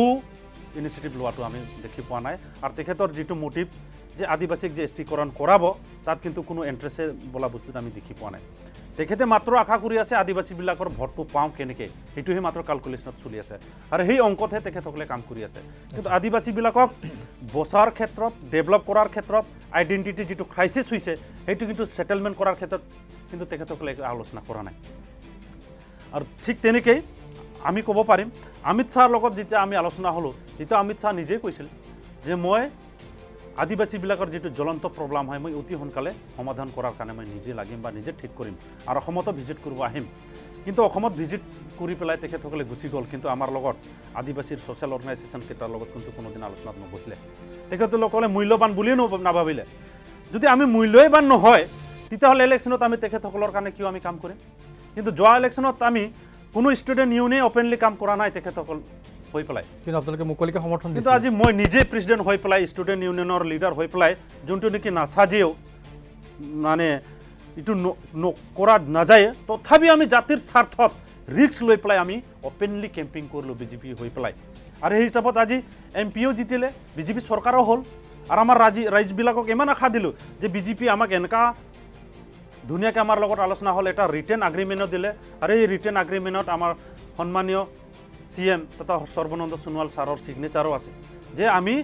বিজেপি চৰকাৰ হোৱাৰ লগে লগে আদিবাসীবিলাকক আমি এষ্টিকৰণ কৰাম বুলি। কিন্তু সেই লিখিত কাগজবিলাক আমাৰ তাত পৰি আছে, তো তাতকৈ আৰু দুখ লগা কথা কি হ'ব? এতিয়া 4 বছৰ হৈয়ে গ'ল, 5 বছৰ হ'ব আৰু বাকী কিমান দিন আছে আপোনালোকে নিশ্চয় গম পায়। গতিকে সেই 5 বছৰত যে এষ্টিৰ কাম কৰিব একদম মিছা। তেখেতসকলে কি ক'ব যেতিয়া ইলেকশ্যন আহিব যে আপোনালোকৰ কাম যথেষ্ট আগবাঢ়ি গৈছে, কেবিনেটত আছে, অলপ বাকী আছে, মাত্ৰ ইলেকশ্যনত পাৰ হ'বা দি আপোনালোকৰ কামটো একদম ফাইনেল হৈ যাব বুলি আৰু ঠগন দিব। গতিকে 4 বছৰ যথেষ্ট টাইম দিলোঁ, আপোনালোকৰ যি কৰিব লাগিছিল অফিচিয়েলি কাম সেইবিলাক অফিচিয়েলৰ কাম আপোনালোকৰহে কাম হয়, আমাৰতো কাম নহয় না। আমি জনাব লগা জনালোঁ, মেমৰেণ্ডাম হাজাৰটা দিলোঁ, আমি কোন হয় কি হয় আনকি এথনোগ্ৰাফি ৰিপৰ্ট 2014তো দিলোঁ, কিন্তু সেই ৰিপৰ্টৰ অনুযায়ী কিন্তু একো কাম নকৰিল। কিন্তু এটা কাম হৈছিলে 36টা সাব ট্ৰাইবক নিৰীক্ষা পৰীক্ষা কৰি পেলাই যে এইকেইটা ST পাবনে নাপাব সেই হিচাপত RGR লগত আলোচনা কৰি পেলাই সেইবিলাক বস্তু ঠিক কৰা হ'ল। কিন্তু এই ঠিক কৰা বস্তুটোকে তেখেতসকলে পাৰ কৰিব পৰা নাই, বাট সেই ঠিক কৰা বস্তুটোক কিন্তু প্ৰচেছত লাগু কৰিব পৰা নাই। কিয়? সেই প্ৰচেছখিনি তেখেতসকলে নকৰি পেলাই আদিবাসীৰ লগত কিন্তু টোটেলি পলিটিকেলাইজ কৰি আছে, ৰাজনীতিক খেলি আছে। তেতিয়াহ'লে আদিবাসীবিলাক তেখেতসকলক ডাইৰেক্টলি ক'ব পাৰিম নে নোৱাৰিম কওকচোন? সেইকাৰণে আমি ইনডাইৰেক্টৰ মানুহ নহয়, কাৰণ বাই বাৰ্থ উই আৰ ট্ৰাইবেল। সেই হিচাপত আমি যি কৰিম সেইটো ডাইৰেক্টলি কৈ পেলাই কৰিম। এইটোৰ কাৰণে আমি কৈছোঁ 2021ত আমি ভোট বৰ্জন নকৰোঁ, এইটো আমাৰ মৌলিক অধিকাৰ। আমি বিজেপিকহে বৰ্জন কৰিম, কাৰণ বিজেপি আমাৰ কোনো ৰক্ষণাবেক্ষণা যদি দিবই নোৱাৰে তাৰ লগত থাকি কি লাভ আমাৰ? চিধা কথা। তাৰমানে কথাটো এনেকুৱা হৈছে নেকি নাগ ডাঙৰীয়া যে টেঙা আম এবাৰ বেচিব পাৰি? নিশ্চয়, কাৰণ টেঙা আমটো ৰং চাই পেলাই একদম সুন্দৰ দেখি পেলাই চবেই কিনিব, খোৱাৰ পিছতে গম পায় কিন্তু কি ভাল বেয়া। আমি হিচাপত আমি বিজেপিক ইমান ঠাট্টা কৰিব খোজা নাই, কিন্তু যেনেকুৱা কৰিছে আজি ইমান দুখীয়া শ্ৰেণীক মানুহক যদি সহায় নকৰে, যোনটো নেকি আইডিঅলজি বিজেপিৰ আইডিঅলজিত লিখা আছে বা বিজেপিৰ মতই হয় সাবকা সাথ সাবকা বিকাশ, গৰীবিয়োं কা চৰকাৰ, কোনটো গৰীবৰ কথা কয় তেতিয়াহ'লে কওকচোন? চবতকৈ মহাজন মানুহ নেকি অসমত আদিবাসীবিলাক? কৈ দিয়ক না যদি হয়। আদিবাসীবিলাক যদি সঁচাকৈ চবতকৈ মহাজন হয়, চবতকৈ ধনী শ্ৰেণীৰ মানুহ হয়, আমাৰ ক'ব লগা নাই। আকৰ্ডিং টু যিটো ক্ৰাইটেৰিয়া ST কোন পায়, ST কোনে পায়, কেনেকুৱা মানুহে পায়? চবতকৈ দুখীয়া মানুহে পায় না, আৰু যিবিলাক একদম আনএডুকেটেড সেইকেইটা মানুহে পায় না। সেইটোহে মেইন উদ্দেশ্য হয় ST পোৱাৰ ক্ষেত্ৰত। যিবিলাক ধনী শ্ৰেণীৰ মানুহ, যিবিলাক একেবাৰে ডেভেলপ শ্ৰেণীৰ মানুহ, এইবিলাক ST পায় নেকি? যদি পায় তেতিয়াহ'লে আমাক নালাগে। আৰু আমি যদি ডেভেলপ হয় আমি নুখুজিলোঁ হয়। আজি কি হৈছে আমাৰ আদিবাসীবিলাক? আজি খালে কালি কি খাম তাৰ কাৰণে চিন্তা কৰিব লগা হয়। বাগানত কিমান পায়? 167 ৰুপিজ পইচা। সেই পইচা দি মানুহে খাব না পুৰিব, না ল'ৰা ছোৱালীক চাব, না কাপোৰ কানি কিনিব, না বেমাৰত চাব? আপুনি চাওক না, মই আপোনালোককে দি দিম মই 167 ৰুপিজ, আপোনালোকে চলিব পাৰিব না পৰিয়াল এটা? তথাপিও যে আমাৰ মানুহ জিন্দা থাকি আছে, ভগৱানক ধন্যবাদ দিব লাগিব। সেইটোৰ কাৰণে আজি স্পষ্ট কৰি দি আছোঁ, আমাৰ মানুহক ডাইৰেক্ট ইনডাইৰেক্ট যেনেকুৱা আপোনালোকে মাৰিব চেষ্টা কৰিলেও নোৱাৰিব, কাৰণ we are by birth tribal. আমি যিকোনো খাই হ'লেও থাকিব পাৰিম, গছৰ পাতে কওক, গছৰ বাকলিয়ে কওক, যিটো আলুই হওক, যি হয় মাটিৰ আলু আমি খাই পেলাই থাকিব পাৰোঁ। মাটিৰ যিটো আলু হয় বিভিন্ন ধৰণৰ আছে, আমি চিনি পাওঁ, আমাক সোধ না কোন আলু ক'ত হয়, কেতিয়া হয়, কোন কেনেকুৱা সিহঁতক টেষ্ট কৰি পেলাই খাব লাগে আমি জানো। কোনটো আলুত পানী খায়, কোনটো আলু পেটৰ কাৰণে ভাল আমি ভালকৈ জানো। গতিকে বাই বাৰ্থ উই আৰ ট্ৰাইবেল। আপোনালোকে মানক না মানক এইটো বেলেগ কথা। যদি মানৱ বিশ্বাস নহয় আমাৰ DNA টেষ্ট কৰক, আমাৰ DNA টেষ্টবিলাক কৰি লওক, সঁচাকৈ আমি ST পোৱাৰ যুক্তি হয় না নহয়। কাৰোবাৰ কাহিনীৰ কথা কোনোবা হিষ্ট্ৰী পঢ়ি পেলাই আমাক ST দিব দৰকাৰ নাই। আমাৰ DNA টেষ্ট কৰি পেলাই হিষ্ট্ৰী দিয়ক, তাতো আমি ৰেডি আছোঁ। আমাৰ অসমত যিমান ওৰাং মুণ্ডা চান্তাল খাৰিয়া যিমান আছোঁ তেখেতসকলৰ DNA বিলাক টেষ্ট কৰি লওক আৰু আমাক ST দিয়ক। এতিয়াও কৈ আছোঁ, কাৰণ এনে ষড়যন্ত্ৰ কৰি পেলাই যিটো প্ৰাপ্য বোলা বস্তুটো আপোনালোকে ডাইভাৰ্ট কৰিব নালাগে। কেতিয়াবা কয় যে আমি ট্ৰাইবেল সংঘৰ লগত আলোচনা কৰি ল'ম, কেতিয়াবা কয় আপচুৰ লগত আলোচনা কৰি ল'ম। মই ক'ব খোজোঁ চৰকাৰে অসমক চলাই আছে না ট্ৰাইবেল সংঘই চৰকাৰক চলাই আছে, এইটো বুজাই দিয়কচোন। আপোনালোকে বাহানাবাজি কিয় কৰে? আপোনালোকে ইমান পাৱাৰফুল চৰকাৰ হৈ পেলাই যদি STকৰণ কৰাব নোৱাৰে, ইছ্যুটোক ডাইভাৰ্ট কৰি পেলাই খালি ভোট লোৱাৰ ধান্দা কৰে, তেতিয়াহ'লে আমাৰ উপায় নাই। আপোনালোকে যদি ৰাজনীতি কৰিব পাৰে, কমচে কম ৰাজনীতিৰ পানীটো আমাৰ মানুহ তাত ঢালিব পাৰিম না, তাত আমাৰ চেষ্টা থাকিব সদৌ অসম আদিবাসী ছাত্ৰ সন্থাৰ। কাৰণ আমি আপোনালোকৰ পৰা ঠেকা খাই শিকি আছোঁ, আমি কিতাপ পঢ়ি শিকা নাই। আপোনালোকে আমাক ঠেকা দি আছে, আপোনালোকে আমাক শাস্তি দি আছে। এই শাস্তিৰ জ্ঞানটো কিন্তু আমাৰ ব্ৰেইনৰ পৰা উঠি নাযায়। কিতাপৰ কথা পাহৰি যাব পাৰে, কিন্তু যিটো আমি মাৰ খাই খাই শিকি আছোঁ নহয় আমাৰ মনত সোমাই গৈছে আমাৰ ব্ৰেইনত সোমাই গৈছে গতিকে এইটো আমি কেতিয়াও পাহৰিব নোৱাৰোঁ গতিকে চৰকাৰৰ হাতত এতিয়াও সময় আছে যদি আদিবাসী কৃষ্টিকৰণ কৰিব লাগে কৰক আৰু আমি ইয়াকো স্পষ্ট কৰি দি আছোঁ আমাৰ আদিবাসীবিলাক যিকেইটাক দিব লাগে যিকেইটা পাব লাগে সেইকেইটাক দিয়ক আমি জবৰদস্তি যিবিলাকক দিব নোৱাৰে তেখেতসকলক দিয়ক বুলি আমি কোৱা নাই কিন্তু যিবিলাকক প্ৰাপ্য আছে ফাণ্ডামেণ্টেল ৰাইটছৰ মতে যিবিলাকৰ অধিকাৰ আছে তেখেতসকলক দিয়ক কোনোবা ক'লা মানুহক বগা সজাব আমি কোৱা নাইতো গতিকে ভাৰতৰ সংবিধানৰ মতে যিটো প্ৰাপ্য সেইটো দিয়ক আৰু ইয়াত আদিবাসী হিচাপত কিছুমান আমাৰ SCত পৰে SCবিলাকক SC দিয়ক আৰু যিবিলাক STত পৰে ST দিয়ক জবৰদস্তি SCৰ মানুহক ST কৰাটো আমাৰ যুক্তি নহয় আৰু এইটো আমি তাৰ কাৰণে আমি আন্দোলনো কৰা নাই কাৰণ আন্দোলনটো আমি যিটো ভাৰতৰ সংবিধানৰ যিটো আছে ৰাইটছ সেই মতেই আমি আন্দোলন কৰি আছোঁ আৰু সেই মতেই আমি মেমৰেণ্ডামবিলাক হাজাৰ হাজাৰ দিছোঁ আৰু হিচাপত আপোনালোকে আলোচনা কৰি পেলাই আমাক STকৰণটো কৰক আৰু সেইটোকে কৈ আছোঁ আৰু সেইটোকে আমি বাৰে বাৰে দাবী জনাই আছোঁ আৰু সেই মেমৰেণ্ডামক যদি নপঢ়ি পেলাই আপোনালোকে বেলেগৰ হিষ্ট্ৰীৰ কথা কয় আৰু বেলেগৰ তাত দুখটো জাপি পেলাই নিজে বাচি থাকিবৰ কাৰণে আপোনালোকে চেষ্টা কৰে তেতিয়াহ'লে কিন্তু আপোনালোকৰ এইটো বিপদৰ কথা হ'ব প্ৰদীপ নাথ ডাঙৰীয়া দেখিবলৈ পোৱা গ'ল যিখন আপোনালোকে বিগত নিৰ্বাচনৰ সময়ত আপোনালোকে মুকলিকৈ বিজেপিক সমৰ্থন দিলে পৰৱৰ্তী পৰ্যায়ত আপোনালোকে যিসমূহ প্ৰতিশ্ৰুতি দিছিলে সেই প্ৰতিশ্ৰুতি পূৰণ হোৱা নাই ৰাইজে আপোনালোকক এতিয়া প্ৰশ্ন কৰে নকৰে নিশ্চয় নিশ্চয় আমাক ৰাইজে প্ৰশ্ন কৰিছিল আনকি যোৱাবাৰ আমাৰ ভাল ভাল নেতাবিলাকে কৈছিল আমাৰ মেজৰিটি কিছুমান অঞ্চলত আদিবাসীবিলাক খ্ৰীষ্টান হয় তেখেতসকলে ডাইৰেক্ট কুৱেশ্যন কৰিছিলে বিজেপিতো হিন্দুবিলাকৰ চৰকাৰ হয় আপোনালোকে খ্ৰীষ্টান হৈ পেলাই কিয় ছাপোৰ্ট কৰিছে বুলি এনেকুৱা টাইপৰ কুৱেশ্যন বিৰাট ডাঙৰ ডাঙৰকৈ হ'ল এতিয়া আমি ক'লোঁ ST যদি আমাক বিজেপিয়ে দিয়ে তেতিয়াহ'লে বিজেপিক সমৰ্থন কৰাত আমাৰ কি ভুল আছে কাৰণ মানক নামানক ৰুলিং চৰকাৰ বিজেপিয়ে হয় আৰু বিজেপি যিটো ৰুলিং গভাৰ্ণমেণ্ট হয় তো বিজেপিৰ তাতেতে আমি যাম কোনোবা কংগ্ৰেছৰ তাত যাম নেকি কংগ্ৰেছতো কোনো ৰুলিং গভাৰ্ণমেণ্ট নহয় যেতিয়া যাব লাগিছিল তেতিয়া গৈছিলে আমাৰ আগৰ নেতাবিলাকে কিন্তু এতিয়া বৰ্তমান ৰুলিং গভাৰ্ণমেণ্ট বিজেপি হয় বিজেপিৰ তাতেই আমি যোৱাটো যুক্তি হয় কোনোবা খ্ৰীষ্টান হিন্দুৰ কথা ইয়াত আহি নপৰে যিটো চৰকাৰ হিচাপত বিজেপি চৰকাৰ যিটো লিড লৈ পেলাই আমাক ইমান ধুনীয়াকৈ আচুৰেঞ্চ দিছিল আনকি ৰাম মাধৱ দুইবাৰ আমাৰ লগত বহিল যে আদিবাসীবিলাকৰ যিটো জ্বলন্ত প্ৰব্লেম আছে এইটো আমি অতি সোনকালে সমাধান কৰিম বুলি ৰাম মাধৱ নিজেও কৈছিল তাৰপিছতো কিন্তু আজি ৰাম মাধৱৰ লেখ দেখা মেখা একো নাই একো দেখাও নাপাওঁ এতিয়া আজিলৈকে ৰাম মাধৱৰ এটা ৱৰ্ডছো নাই যে আদিবাসীবিলাকক মই এইটো যে কৈছিলোঁ সেই কামটো কৰাম বুলি একো আমাৰ লগত এতিয়াও আলোচনা কৰা নাই আজি আমি হিংসা কৰা নাই কাক বা কি দিছে নিদিছে আজি হেমন্ত দা নিজৰ নেতৃত্বত আজি BTR চুক্তি কৰাৰ কাৰণে যদি লিড ল'ব পাৰে আমি এইটো বেয়া পোৱা নাই ঠিকে আছে ভাল কাম কৰিছে আৰু কিছুমান জনগোষ্ঠীক অট'নমাছো কাউন্সিল দিলে ভাল কথা তো আমাৰ জনগোষ্ঠীৰ কাৰণে আপুনি কিয় একো চিন্তা কৰা নাই কিয় দিব পৰা নাই এই 500 টকা এই এণ্ড্ৰইড মোবাইল সেইবিলাকে নেকি আপোনালোকে চিন্তা কৰিছে বিনামূল্যৰ চাউলটো আগতো কোনোবা চৰকাৰ আছে সিহঁতেও দি আছিলে IY ঘৰটো আগতো যি চৰকাৰ আছিল সিও দি আছিল আৰু ভৱিষ্যতত যিকোনো চৰকাৰ আহিব সিও IY ঘৰ দিব ৰাস্তা পদূলিটো যিকোনো চৰকাৰ আহিলেতো বনাই থাকিব কিন্তু আমি কি বুলি কৈছিলোঁ আপোনালোকক আমাক ST যোন চৰকাৰে দিব তাৰ লগতে থাকিম বুলিহে কৈছিলোঁ না ST দিয়া চৰকাৰ লগকে আমি সেই চৰকাৰ লগতে আমি মিলি পেলাই থাকিম বুলি আমি জনাইছিলোঁ বা কৈছিলোঁ কিন্তু সেই প্ৰতিশ্ৰুতিটো আপোনালোকে কি পাহৰি গ'ল নেকি গতিকে ৰুলিং গভাৰ্ণমেণ্ট হিচাপত বিজেপি আছে সেইকাৰণে আমি ৰুলিং চৰকাৰ হিচাপত আমি বিজেপিকে ক'ম কাৰণ তেখেতসকলে আমাৰ দেউতা হয় তেখেতসকলে লিডিং লৈ আমাৰ জাতি হয়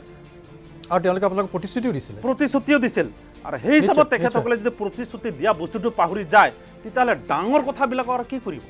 আমাৰ সৈতে উপস্থিত আছে আদিবাসী ছাত্ৰ সন্থাৰ সভাপতি প্ৰদীপ নাথ ডাঙৰীয়া আমি বহুকেইটা বিষয় ইতিমধ্যে আলোচনা কৰিছোঁ প্ৰদীপ নাথ ডাঙৰীয়া দেখিবলৈ পোৱা গ'ল যি ক্ষেত্ৰতে আমি নাচাওঁ কিয় কোভিডৰ সময়ত যি ধৰণে চৰকাৰে আগবাঢ়ি যাব লাগিছিলে আদিবাসীসকলৰ মাজত সজাগতা সৃষ্টি কৰিবৰ কাৰণে বিভিন্ন ধৰণৰ সামগ্ৰী বিতৰণৰ কাৰণে সেয়া দেখা পোৱা নগ'ল 6 জনগোষ্ঠীৰ জনজাতিকৰণৰ বিষয়টো তেনেধৰণে ওলমি আছে যিদৰে আপোনালোকক প্ৰতিশ্ৰুতি দিছিলে সেই প্ৰতিশ্ৰুতি এতিয়ালৈকে পালন কৰা নাই আন এক বিষয় আজি যদি এজন আদিবাসী লোক চাকৰিৰ পৰা তেওঁ যদি নাম কাটি দিয়া যায় তাৰপিছত তেওঁ ঘৰটো এৰি দিবলগীয়া বাধ্য হয় তাৰ পৰৱৰ্তী পৰ্যায়ত তেওঁ নিজে ঘৰ সাজিবৰ কাৰণে মাটি কিনিবৰ কাৰণে যিখিনি তেওঁ টকা পায় তাতে সকলো শেষ কৰে মাটিখিনি কিনিলে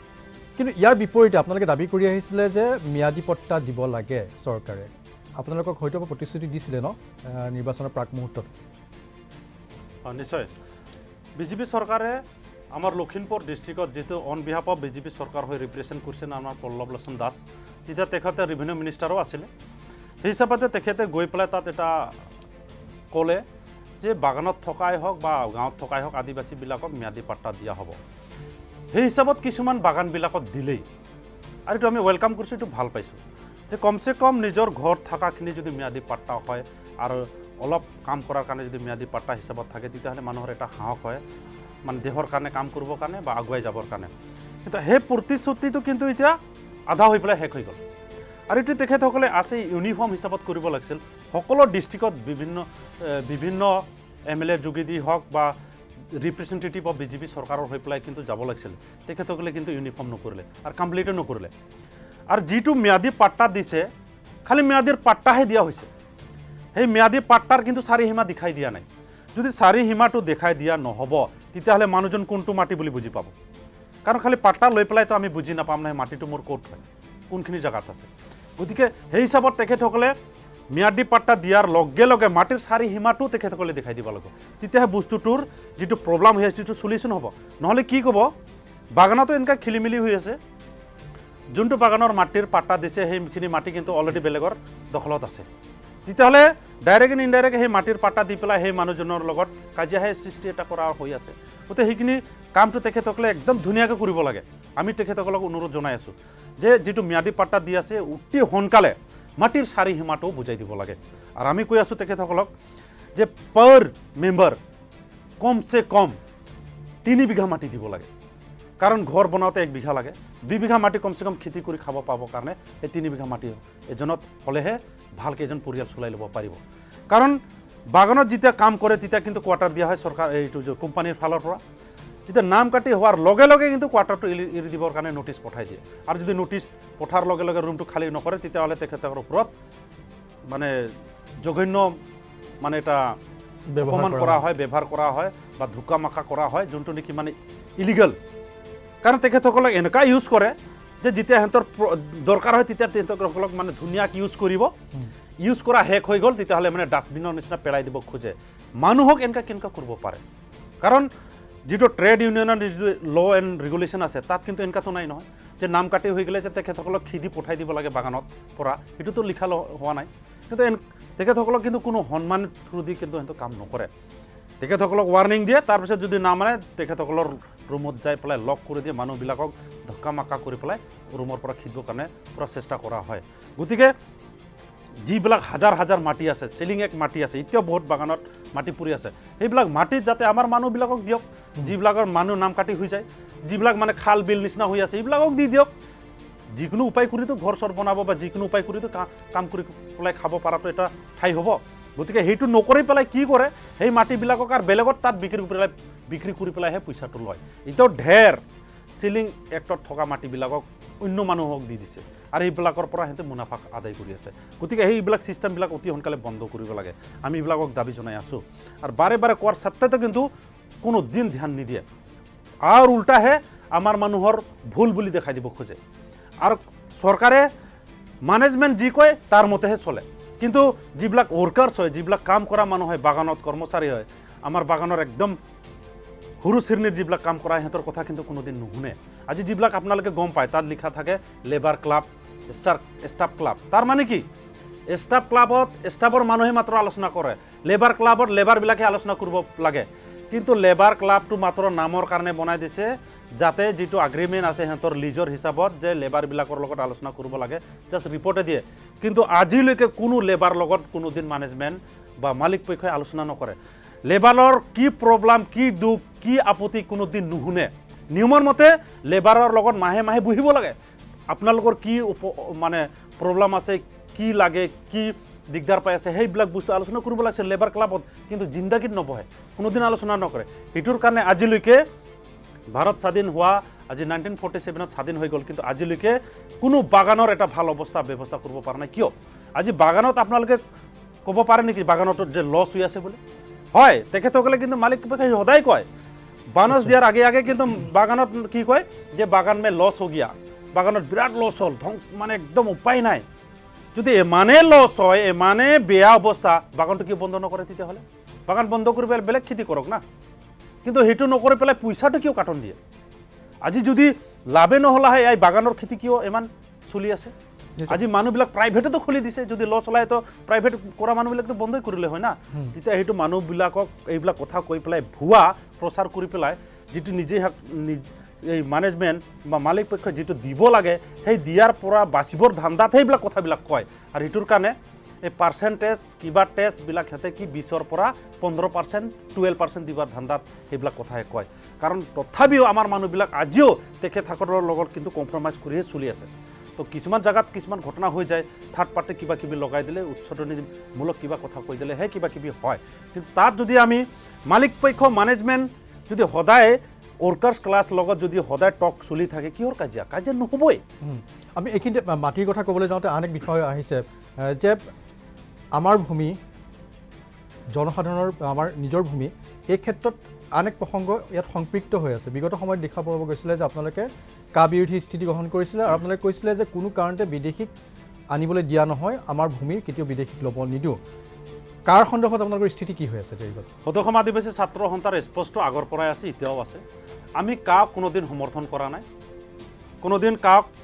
মানিও লোৱা নাই কিন্তু এই হিচাপত আমি 28টা সংগঠনৰ হিচাপত আমি এটা অংগ হয় আমাৰ এল্ডাৰ ব্ৰাদাৰ হিচাপত আমাৰ আছুই লিড কৰি আছে এইটো এল্ডাৰ ব্ৰাদাৰ হিচাপত না তেখেতসকলক আমি মানো আৰু তেখেতসকলৰ সিদ্ধান্তকে আমি যি সিদ্ধান্ত লয় সেই সিদ্ধান্তৰ মৰ্মে আমি চলি যাই থাকোঁ ইতাই যিটো কা বিৰোধী হিচাপত আমি আছুৰ লগতে মিলি পেলাই যিমান আন্দোলন কৰিব লাগে আমি কৰিলোঁ আনকি আমাৰ মানুহ শ্বহীদো হৈ গ'ল আপোনালোকে নিশ্চয় জানে তো সেই হিচাপত আমি আছুৰ লগত মিলি পেলাই যি সিদ্ধান্ত ল'ব লগা হৈছিল আমি সিদ্ধান্ত লৈছোঁ আৰু হিচাপত আমাৰ আজিও স্থিতি স্পষ্ট আছে আমাৰ স্থিতি এতিয়াও এইখিনি যি আগৰ পৰা আছিল সেইটো এতিয়াও আছে আমি কাক কোনোদিন ছাপোৰ্ট কৰি পেলাই কাটোক আপোনালোকে পাছ কৰিব লাগে বুলি আমি কোৱা নাই কিন্তু আমি তাত এটা বস্তুটো স্পষ্ট কৈছিলোঁ এই কা আলোচনাৰ কৰাৰ সলনি ভাৰতত থকা অসমত থকা মানুহৰ কথাহে চিন্তা কৰক তাৰ সেই ছাবজেক্ট লৈ পেলাইহে আলোচনা কৰক আপোনালোকে তেতিয়াহে আমাৰ প্ৰব্লেমটো সলভ হ'ব তেতিয়াহে অসম ডেভেলপ হ'ব তেতিয়া অসমত যিমান সৰু সৰু প্ৰব্লেম আছে সেইবিলাক শেষ হৈ যাব এইটোৱে আমি বাৰে বাৰে দাঙি ধৰিছিলোঁ কিন্তু সেইবিলাক কথা কিন্তু কোনো কমিশনাৰে হওক কোনো চৰকাৰে কিন্তু ইম্পৰ্টেঞ্চ নিদিলে আপোনালোকে যেতিয়া আপোনালোকে বিজেপিৰ লগত কথা পাতিছিলে নিৰ্বাচনত আপোনালোকে সমৰ্থন জনাম বুলি কৈছিলে সেইখিনিত কেবৰ আন্দোলন চলি আছিলে সেই সময়ত আপোনালোকে কোৱা নাছিলে নেকি যে আমি জাতিধ্বংসী এনেধৰণৰ আইন আমি বিৰোধিতা কৰোঁ আমি কোনো কাৰণতে আমি সমৰ্থন জনাব নোৱাৰোঁ গতিকে আপোনালোকে এই ক্ষেত্ৰত আগ নাবাঢ়িব তেনেধৰণৰ আপোনালোকৰ ফালৰ পৰা কোনো ধৰণৰ বক্তব্য ৰখা হোৱা নাছিলে নেকি তাত তেখেতসকলে এটা বস্তুটো স্পষ্ট কৈছিলে বিজেপিয়ে যে আমি জবৰদস্তি কোনো দিন বিল আমি পাছ নকৰোঁ যিটো কা তেখেতসকলে বিল পাছ কৰিলে সেই বিলটো আমি কোনোদিনে পাছ নকৰোঁ উইদাউট সংগঠনৰ আলোচনা বা ৰাইজৰ লগত আলোচনা কৰি আমি কোনোদিন নকৰিম তো সেইবিলাক যিটো আচুৰেঞ্চ দিলে সদৌ অসম আদিবাসী ছাত্ৰ সন্থাক যে আশাৰ লগতো এইটো কোনো ডাঙৰ মেটাৰ নহয় আৰু আশাৰ লগত আলোচনা কৰি পেলাই সেইবিলাকতো বিল পাছ কৰিব নোৱাৰে কাৰণ এইটো পাছ কৰিব লাগিলে বৃহত্তৰ জনগোষ্ঠী যিটো নেকি অসমৰ বিভিন্ন জনগোষ্ঠীৰ এছ'চিয়েশ্যনবিলাক আছে ছ'চিয়েল অৰ্গেনাইজেশ্যনবিলাক আছে তেখেতসকলৰ লগত বিনা আলোচনা কৰি পেলাই এম কৰিব নোৱাৰোঁ এইবিলাক কৈছিল তেতিয়া আমি ক'লোঁ ঠিক আছে যদি এইটো কৰে আৰু তেখেতসকলে ক'লে এই কা বা যিটো তেখেতসকলে এই যিটো বিল পাছ কৰাৰ যিটো কথা কৈ আছিলে যে এইটো আমি কোনোদিনো নকৰিম উইদাউট ডিছকাশ্যন অফ অসমৰ মানুহ তেতিয়া আমি ভাবি ল'লোঁ ঠিক আছে যদি উইদাউট আলোচনা কৰি যদি আমি বিল পাছ নকৰে তো ভাল কথা তেখেতসকলে ক'লে প্ৰথমত অসমৰ মানুহৰে কথা আমি চিন্তা কৰি ল'ম অসমৰ প্ৰব্লেমটো ছেটেল কৰি ল'ম তাৰপিছতে সেইবিলাক আলোচনা কৰিম বিল পাছ কৰিম নকৰিম সেই কথা আহি নপৰে বুলি কৈছিল তেখেতসকলে সেইটোৰ কাৰণে আমি বিশ্বাস কৰিলোঁ কাৰণ আমি বিশ্বাসতে আমি চলোঁ কাৰণ ইয়াত কোনো এটা বস্তুৰ মনৰ ভিতৰতো আমি সোমাই ল'ব নোৱাৰোঁ তো সেইকাৰণে যিটো কথা দিছিল আৰু যিটো ইলেকশ্যন মেনিফেষ্টত যিটো লিখা আছিল যে উইদাউট ডিছকাছিং অফ দিছ বিল আমি কোনোদিন পাছ নকৰিম বুলি তেখেতসকলে আচুৰেঞ্চ দিছিল আৰু অথনিও কোৱা হ'ল যে টেঙাম একবাৰহে বিক্ৰী কৰিব পাৰে অসমত ইমান জনগোষ্ঠী আছে তেখেতসকলক চবক তেখেতসকলে বুৰ্বক বনাই কাম কৰিব নোৱাৰিব গতিকে তেখেতসকলে সঁচাকৈ ঠগ বাজন দি পেলাই এইবিলাক কাম কৰিছে তেতিয়াহ'লে নেক্সট ইলেকশ্যনত নিজে সেইবিলাকৰ কামৰ পৰিণাম নিজে হাতে পাই যাব তেওঁলোকে আজিৰ তাৰিখত নিশ্চয় পাহৰিলে জাতি মাটি ভেটিৰ কথা তেওঁলোকে কৈছিলে সেই কথা পাহৰি গ'ল নিশ্চয় তেখেতসকলৰ কামৰ মতে দিতেতো পাহৰি গ'ল বুলি ক'ব লাগিব কাৰণ জাতি মাটি ভেটিৰ কথা যিটো কৈছিল এতিয়া কোনটো জাতিৰ কি কাম কৰিলে এইটো যদি সোধোঁ তেখেতসকলে দেখাই দিব নোৱাৰে ভেটি হিচাপত যদি কথা পাতোঁ ভেটি হ'লে আমাৰ ঘৰ বাৰী আমাৰ এতিয়া ঘৰ বাৰী নাই ক'লে ভুল নাই কাৰণ আমি ম্যাদী পাট্টা পোৱা নাই মিনছ হোৱাট আমাৰ ঘৰ বাৰী নাই জাতি মাটি ভেটি মাটিৰ যদি কথা কওঁ আমাৰ হাজাৰ হাজাৰ লাখ লাখ বিঘা মাটি যোনজনী বাগানৰ কথা কওঁ সেই মাটিৰ মালিক কোন হৈ আছে আউট অফ অসমৰ মানুহ আউট অফ ভাৰতৰ মানুহ কোনোবা ব্ৰিটিছৰ মানুহ, কোনোবা লণ্ডনৰ মানুহ, কোনোবা পাঞ্জাৱৰ মানুহ, কোনোবা মানুহে এই মাটিৰ মানে বেনিফিটটো খাই আছে, তেতিয়াহ'লে এই মাটিখিনি কিয় আমি বেলেগক দিছোঁ? ভেটি যদি কওঁ, সেইবিলাকতো আমাৰ ভেটি হয় না, মাটিওতো হয় না। এই হাজাৰ হাজাৰ বিঘাৰ মাটি কিমান যুগ ধৰি পেলাই তেখেতসকলে বেনিফিট খাই আছে, সেই মাটিখিনি যদি অসমৰে মানুহ চলালে হয়, অসমৰ মানুহৰ হাতত যদি থাকিলে হয়, তেতিয়াহ'লে কিমান আৰু ডেভেলপ হ'ল হয়, কিমান বেনিফিট হ'ল হয়, অসম চৰকাৰ তথা অসমবাসীৰ কাৰণে কিমান বেনিফিট হ'ল হয়। এইটোকে আমি বাৰে বাৰে কওঁ, এই অসমত থকা হাজাৰ হাজাৰ মাটিৰ মালিক আমাৰ অসমৰে মানুহ হওক, এই বাহিৰৰ মানুহ হোৱাটো আমি কেতিয়াও নিবিচাৰোঁ। সেইবিলাক দাবী জনাওঁ, কিন্তু এইবিলাকৰ বিষয়ে কিন্তু তেখেতসকলে আলোচনা কৰিব নোখোজে। নাজানো কোনে কি কমিশ্যন খাই আছে। নিশ্চয়। কাৰ সন্দৰ্ভত দেখিবলৈ পোৱা গৈছে আপোনালোকে ৰাজপথলৈ ওলাই আহিছিলে, আপোনালোকে আন্দোলন কৰিছিলে, প্ৰতিবাদ কৰিছিলে ইয়াৰ, আৰু সেই সময়ত আপোনালোকক আমি দেখিবলৈ পাইছিলোঁ যে আপোনালোকে আহ্বান জনাইছিলে। কাক আহ্বান জনাইছিলে? আপোনালোকৰ জনগোষ্ঠীৰ যিসকল শাসকীয় দলত নেতা কৰ্মী বা বিধায়ক বা মন্ত্ৰী আছে, তেওঁলোকে আহ্বান জনাইছে মুকলিকে তেওঁলোকে কাৰ বিৰোধিতা কৰিব লাগে, ওলাই আহিব লাগে আৰু তেওঁলোকৰ স্থিতি স্পষ্ট কৰিব লাগে, কিন্তু পৰৱৰ্তী পৰ্যায়ত সেই দেখিবলৈ নাপালোঁ। নিশ্চয় আমাৰ যিবিলাক জাতীয় নেতাবিলাক বা যিবিলাক আমাৰ চৰকাৰী ৰুলিং গভৰ্ণমেণ্টৰ লগত থকা MLA MP বিলাক, কাৰ বিষয়ে তেখেতসকলক আমি স্পষ্ট সুধিলোঁ যে এইবিলাক হৈ আছে, আপোনালোকে আমাক বুজাই দিব পাৰিব নেকি, বা কি হৈছে, অৰিজিনেলি কি বস্তু আপোনালোকে কমচে কম জাতি হিচাপতো আমাক বুজাই দিব পাৰে, বা জাতি হিচাপতো কিছুমান বস্তুটো আমি আলোচনা কৰি ল'ব পাৰিম। কিন্তু তেখেতসকলে আজিলৈকে আমাৰ লগত নবহিলে। যিটো কাহ হৈ গ'ল, কাহ হোৱাৰ পিছতো কিন্তু নবহিলে, আমাৰ মানুহ মৰি গ'ল, তথাপি কিন্তু তেখেতসকলে বুজাই নিদিলে যে কি হয় বস্তুটো, কেনেকৈ হ'ল। আজিলৈকে আমাৰ মানুহ গমেই নাপায়, কিছুমান মাত্ৰ মানুহে গম পায় আৰু মেজৰিটি মানুহ একো গমেই নাপায়। কিন্তু আজিলৈকে তেখেতসকলে হিচাপৰ মতে বুজাই দিব লাগিছিল বা জনাই দিব লাগিছিল যে এইটো হ'লে কি হ'ব নহ'ব। আজিও চাওক, আজি বাগানৰ মাটিয়ে কওক বা গাঁৱৰে মাটিয়ে কওক, অসমৰ সীমাই কওক, কোনো ঠিক ঠাক নাই। আজি নগাই সদায় মাৰি থাকে, আপোনালোকে নিউজবিলাকত চায়ে থাকে, নগাই কিমান আমাৰ মানুহক মাৰে, আদিবাসীকতো মাৰে। অসমত থকা বিভিন্ন জনগোষ্ঠী, অসমীয়াই, ৰাভা, গাৰো, নাগাই যিটো আক্ৰমণ কৰি আছে আমাৰ বৰ্ডাৰত, বড়োই হওক, অসমীয়াই হওক, কলিতাই হওক, আদিবাসী ওৰাং মুণ্ডাই হওক,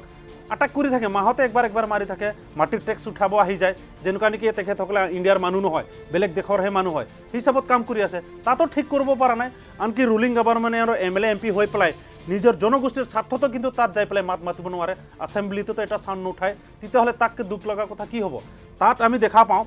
নামৰ কাৰণেহে মিনিষ্টাৰ, নামৰ কাৰণে MLA, নামৰ কাৰণে MP, কিন্তু জাতিৰ কাম কৰাৰ কাৰণে কিন্তু সিহঁতে MLA MP নহয়। এই পাৰ্টিৰ প্ৰিন্সিপালটোকে খালি ধূপ ধূনা জ্বলাই পেলাইহে পালন কৰি যাই আছে। যদি এইটোৱেই কৰি থাকে, সিহঁতক আৰু 50 বছৰ MLA MP বনালে কিন্তু আমাৰ জাতিৰ লাভ নহ'ব, একদম খাটাং। এইটো স্পষ্ট হৈ গৈছে। যি মানুহ কাম কৰে তাৰ মানে 1-2 বছৰ দেখাতে গম পোৱা যায় যে কাম কৰিব না নাই। যি মূলা বাঢ়ে তাৰ দুপাততে চিন বুলি কোৱা যায় না, ঠিক তেনেকৈ আজি 4 বছৰ হ'ল, এই মূলাৰ দুপাত কি 4 পাতে হ'ল, একো কামেই হোৱা নাই, তেতিয়াহ'লে এই মূলাক আমি কি বুলি ভাবিম? উঘলাই পেলাবাই লাগব না। গতিকে সদৌ অসম আদিবাসী ছাত্ৰ সন্থাই আদিবাসী ৰাইজক অনুৰোধ কৰে যে যি মূলা কাম নহয়, সেই মূলাক আমি উঘলাই পেলাই দিয়াৰ কাৰণে আমি ৰেডি হ'ব লাগিব। কাৰণ জাতি যদি নাবাচে, তেতিয়াহ'লে এইবিলাক ৰাজনীতিক সমৰ্থন কৰি কি লাভ? একদম স্পষ্ট আমাৰ কাৰণে চিধা কথা। নিশ্চয়। আমি কথা পাতি আছোঁ আছাৰ সভাপতি প্ৰদীপ নাগ ডাঙৰীয়াৰ সৈতে। প্ৰদীপ নাগ ডাঙৰীয়া, এইবাৰ কথা পাতিব বিচাৰিছোঁ, যিখন চৰকাৰে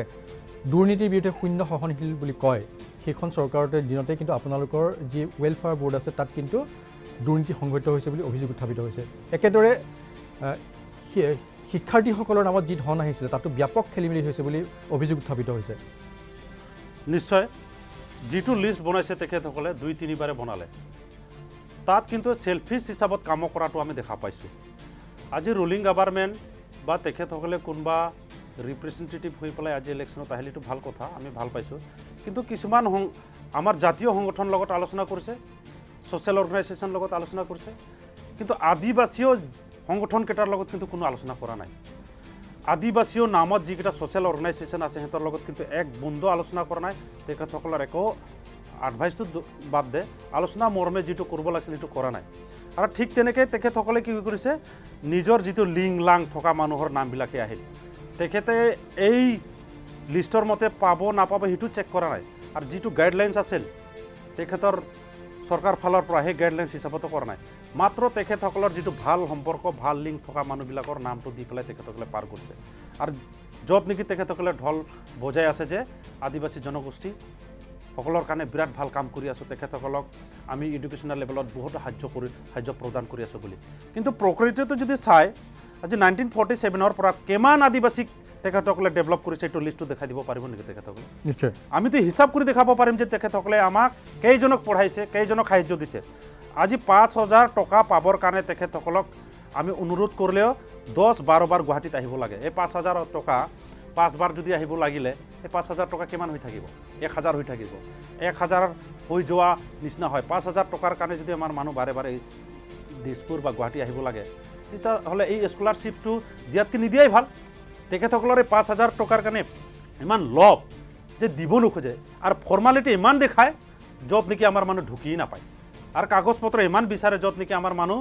DC কোৰ্টত কাগজ বনাওঁতে যিটো টাৰ্মছ এণ্ড পিৰিয়ড থাকে এইটো শেষেই হৈ যায়। গতিকে আমি অনুৰোধ কৰিছোঁ বাৰে বাৰে যে কিছুমান ছিষ্টেমটো শ্বৰ্টকাট কৰি পেলাই কাগজ পত্ৰটো শ্বৰ্টকাট লৈ পেলাই যাতে আমাৰ মানুহক প্ৰদান কৰিব লাগে, তেতিয়াহে আমাৰ মানুহ পাব। সেইটো নকৰি পেলাই তেখেতসকলে জটিল ছিষ্টেমটো কৰি দিয়ে, তাত আমি বহুত দুখ পাইছোঁ। আৰু যিটো ছিষ্টেমত তেখেতসকলে ছিলেকশ্যন কৰে, কিছুমান ছ'চিয়েল অৰ্গেনাইজেশ্যনৰ পৰা লয় আৰু কিছুমান আদিবাসী নামৰ ছ'চিয়েল অৰ্গেনাইজেশ্যনৰ পৰা একো ৰেকমেণ্ডেশ্যনে নলয়। তাত আমি বহুত দুখ পাইছোঁ। সেইটোৰ কাৰণে আমি দাবী জনাইছোঁ আদিবাসী নামৰ ছেপাৰেট এটা বৰ্ড হ'ব লাগে, আদিবাসী ৱেলফেয়াৰ বৰ্ড এটা ছেপাৰেট হ'বই লাগিব। তেতিয়াহে আমি সন্তুষ্ট হ'ম, তেতিয়াহে আমি ক'ম যে এইটো অৰিজিনেলি ভাল কাম কৰিব খুজি আছে বুলি। আৰু যিটো নামত আহি আছে XT গাৰ্ডেন, টি গাৰ্ডেন, সেই নামত কিন্তু কোনো দিন স্পষ্ট নহয়। আৰু অৰিজিনেলি যি মানুহবিলাক পাব লাগে সেই মানুহবিলাক কেতিয়াও নাপাব। আজি বাগানতো যিকোনো মানুহ তাত কাম কৰিবৰ কাৰণে তাত অধিকাৰ আছে। মাত্ৰ ওৰাং মুণ্ডা চান্তাল খাৰিয়া উৰিয়াই যে কৰিব লাগে এইটো কথা নহয় না। অসমত থকা যিকোনো মানুহৰ তাত কাম কৰাৰ কাৰণে অধিকাৰ আছে। গতিকে ইয়াত অসমীয়াই নাপাব, কোনোবা কলিতাই নাপাব কোৱাটো আমাৰ যুক্তি নহয়। এইটোৰ কাৰণে বাগানত যি জনগোষ্ঠী নহওক, যিকেইটা কাম কৰি আছে বাগানত কাম কৰা হিচাপত পাবই ভাই, তাত আমি বাধা কৰিব নোৱাৰোঁ। সেই হিচাপত আজি বাঙালী মানুহ কাম কৰি আছে, বাঙালীও এপ্লাই কৰে। বড়ো মানুহ কাম কৰি আছে, বড়ো এপ্লাই কৰে। মাৰোৱাৰী মানুহ কাম কৰে, মাৰোৱাৰী এপ্লাই কৰে। যিটো যুগ যুগ ধৰি এই মাৰোৱাৰী মানুহ বাগানত আছে, তো বাগানৰ মানুহ বুলিতো ক'ব লাগিব না। তো হিচাপত বাগানৰ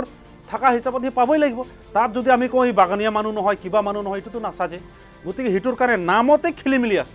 সেইটো যদি স্থিতি ঠিক নকৰে এনেকুৱা হৈয়ে থাকিব। যিমান যি নকওক, যিমান হাজাৰ কৰোৰ দিয়ক, আদিবাসী জনগোষ্ঠীৰ ডেভেলপ কেতিয়াও নহয়। সেইটোৰ কাৰণে আমি কৈছোঁ বৰ্ডটো দুটা ভাগ কৰক। এটা হ'ল আদিবাসী ৱেলফেয়াৰ ডেভেলপমেণ্ট বৰ্ড, এটা হ'ল চাহ জনগোষ্ঠী ডেভেলপমেণ্ট বৰ্ড বনাওক। চাব ডেভেলপমেণ্ট কিমান সোনকালে 5 বছৰ, যিটো নেকি আজি 80 বছৰত কৰিব পৰা নাই, সেইটো কিন্তু 5 বছৰতে ডেভেলপ হৈ যাব। সেইটো কাৰণে আমি সদৌ আদিবাসী ছাত্ৰ সন্থাই এইটো দাবী জনাইছে, এইটো কৰিব লাগে অতি সোনকালে। নহ'লে কিন্তু যিটো খেলি মেলি চলিছে, ক'ৰবাতো এনেকুৱাও শুনি পাইছোঁ যে নিজৰ কনষ্টিটুৱেঞ্চিৰ মানুহকে মাত্ৰ ছিলেকশ্যন কৰিছে বোলে কোনোবা MLA। তো এনেকুৱাই যদি হয় তেতিয়াহ'লে মোৰ ফেভাৰৰ মানুহক মই মাত্ৰ দিম। তেতিয়াহ'লে যিবিলাক অৰিজিনেলি প্ৰাপ্য মানুহ, যিবিলাক অৰিজিনেলি দুখীয়া মানুহ, আমাৰ মাজতো কিছুমান অলপ খাব পৰা বা চলিব পৰা মানুহ আছে, তাতকেতো বেছিক ইম্পৰ্টেণ্ট আছে যিবিলাক একদম চলিবই নোৱাৰা মানুহ, সেইবিলাক প্ৰথমত প্ৰায়ৰিটি দিব লাগে। সেইবিলাক মানুহ আহি নাপায়, আৰু যিকেইটা মানুহ পাব লাগে সেইবিলাক আহি নাপায়। কিন্তু যিবিলাকৰ মানুহৰ লিংলাং থাকে, আৰু লিংলাং MLA MP লগত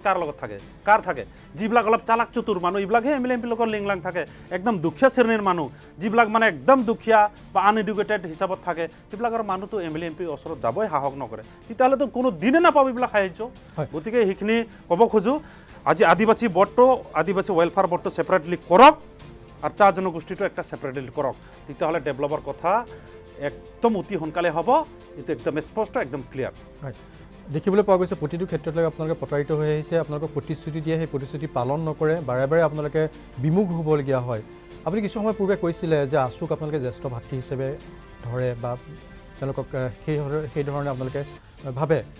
দেখিবলৈ পোৱা গৈছে যে আছু এক নতুন ৰাজনৈতিক দল খোলাৰ পথত আগবাঢ়িছে। 2021 চনত আপোনালোকৰ স্থিতি কি হ'ব? আছাই কেনেধৰণৰ স্থিতি গ্ৰহণ কৰিব, ৰাজনৈতিকভাৱে কিদৰে আগবাঢ়িব? আপোনালোকৰো তেনেকুৱা পৰিকল্পনা আছে নেকি ৰাজনৈতিক? আমি সদৌ আদিবাসী ছাত্ৰ সন্থাৰ পৰাই স্পষ্ট কৰি দি আছোঁ, যিহেতু সদৌ আদিবাসী ছাত্ৰ সন্থা পলিটিকেল পাৰ্টি নহয়, এইটো এটা ছ'চিয়েল অৰ্গেনাইজেশ্যন হয়, ষ্টুডেণ্ট বডি হয়, নন গভৰ্ণমেণ্ট অৰ্গেনাইজেশ্যন হয়। সেই হিচাপত জাতিৰ কাৰণে যি ষ্টেপ ল'ব লাগিব, জাতিক যদি উদ্ধাৰ কৰিবৰ কাৰণে যি ষ্টেপ লাগিব, সেই ষ্টেপত আমি কিন্তু আগবাঢ়িম। ইয়াত এল্ডাৰ ব্ৰাদাৰ হিচাপত আমি আছুক মানুহ, যিটো অসমৰ কাৰণে চিন্তা কৰে সদায়, আৰু এল্ডাৰ ব্ৰাদাৰ হিচাপত তেখেতসকলক মানুহ, আৰু তেখেতৰ লগত আমি এতিয়াও কাম কৰি আছোঁ। কিন্তু তাতো অলপ দুখ পাওঁ আমি, কেতিয়াবা আছুৱে আমাক পাহৰি যায়।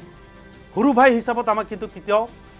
এৰিব নালাগে, কিন্তু কেতিয়াবা আছুৱে নিজৰ কাম কাজত পাহৰি যায়, তাত কিন্তু আমি দুখ পাওঁ। কেতিয়াবা আমাৰ জনগোষ্ঠী ক'ৰবাত মৰি যায়, মাৰ খাই যায়, তাৰ কিন্তু ন্যায় প্ৰদান কৰাত কিন্তু তেখেতসকলে অলপ চাইলেণ্ট হৈ থাকি যায়। কথাৰ কথা, আমাৰ জিতেন দত্ত, আমাৰ ছালফাৰ সন্মানীয় নেতাই সৌদিনাই এটা কথা কৈছিল যে আদিবাসীবিলাকক আমি থাকিবহে জাগা দিছোঁ, ইয়াত কিন্তু বেছি দাদাগিৰি কৰিলে নচলিব, এনেকুৱা টাইপৰ এটা চেণ্টেঞ্চ কৈছিল। তাত কিন্তু আছুৱে একো ক্লিয়াৰেঞ্চ নিদিলে, তাত কিন্তু আমি বহুত দুখ পাইছোঁ। যিটো সদায় আমি সন্মান কৰোঁ, সদায় মানো, তেখেতসকলে যদি আমাৰ কাৰণে এটা মাত নিদিয়ে তেতিয়াহ'লে তাত অলপ আমাক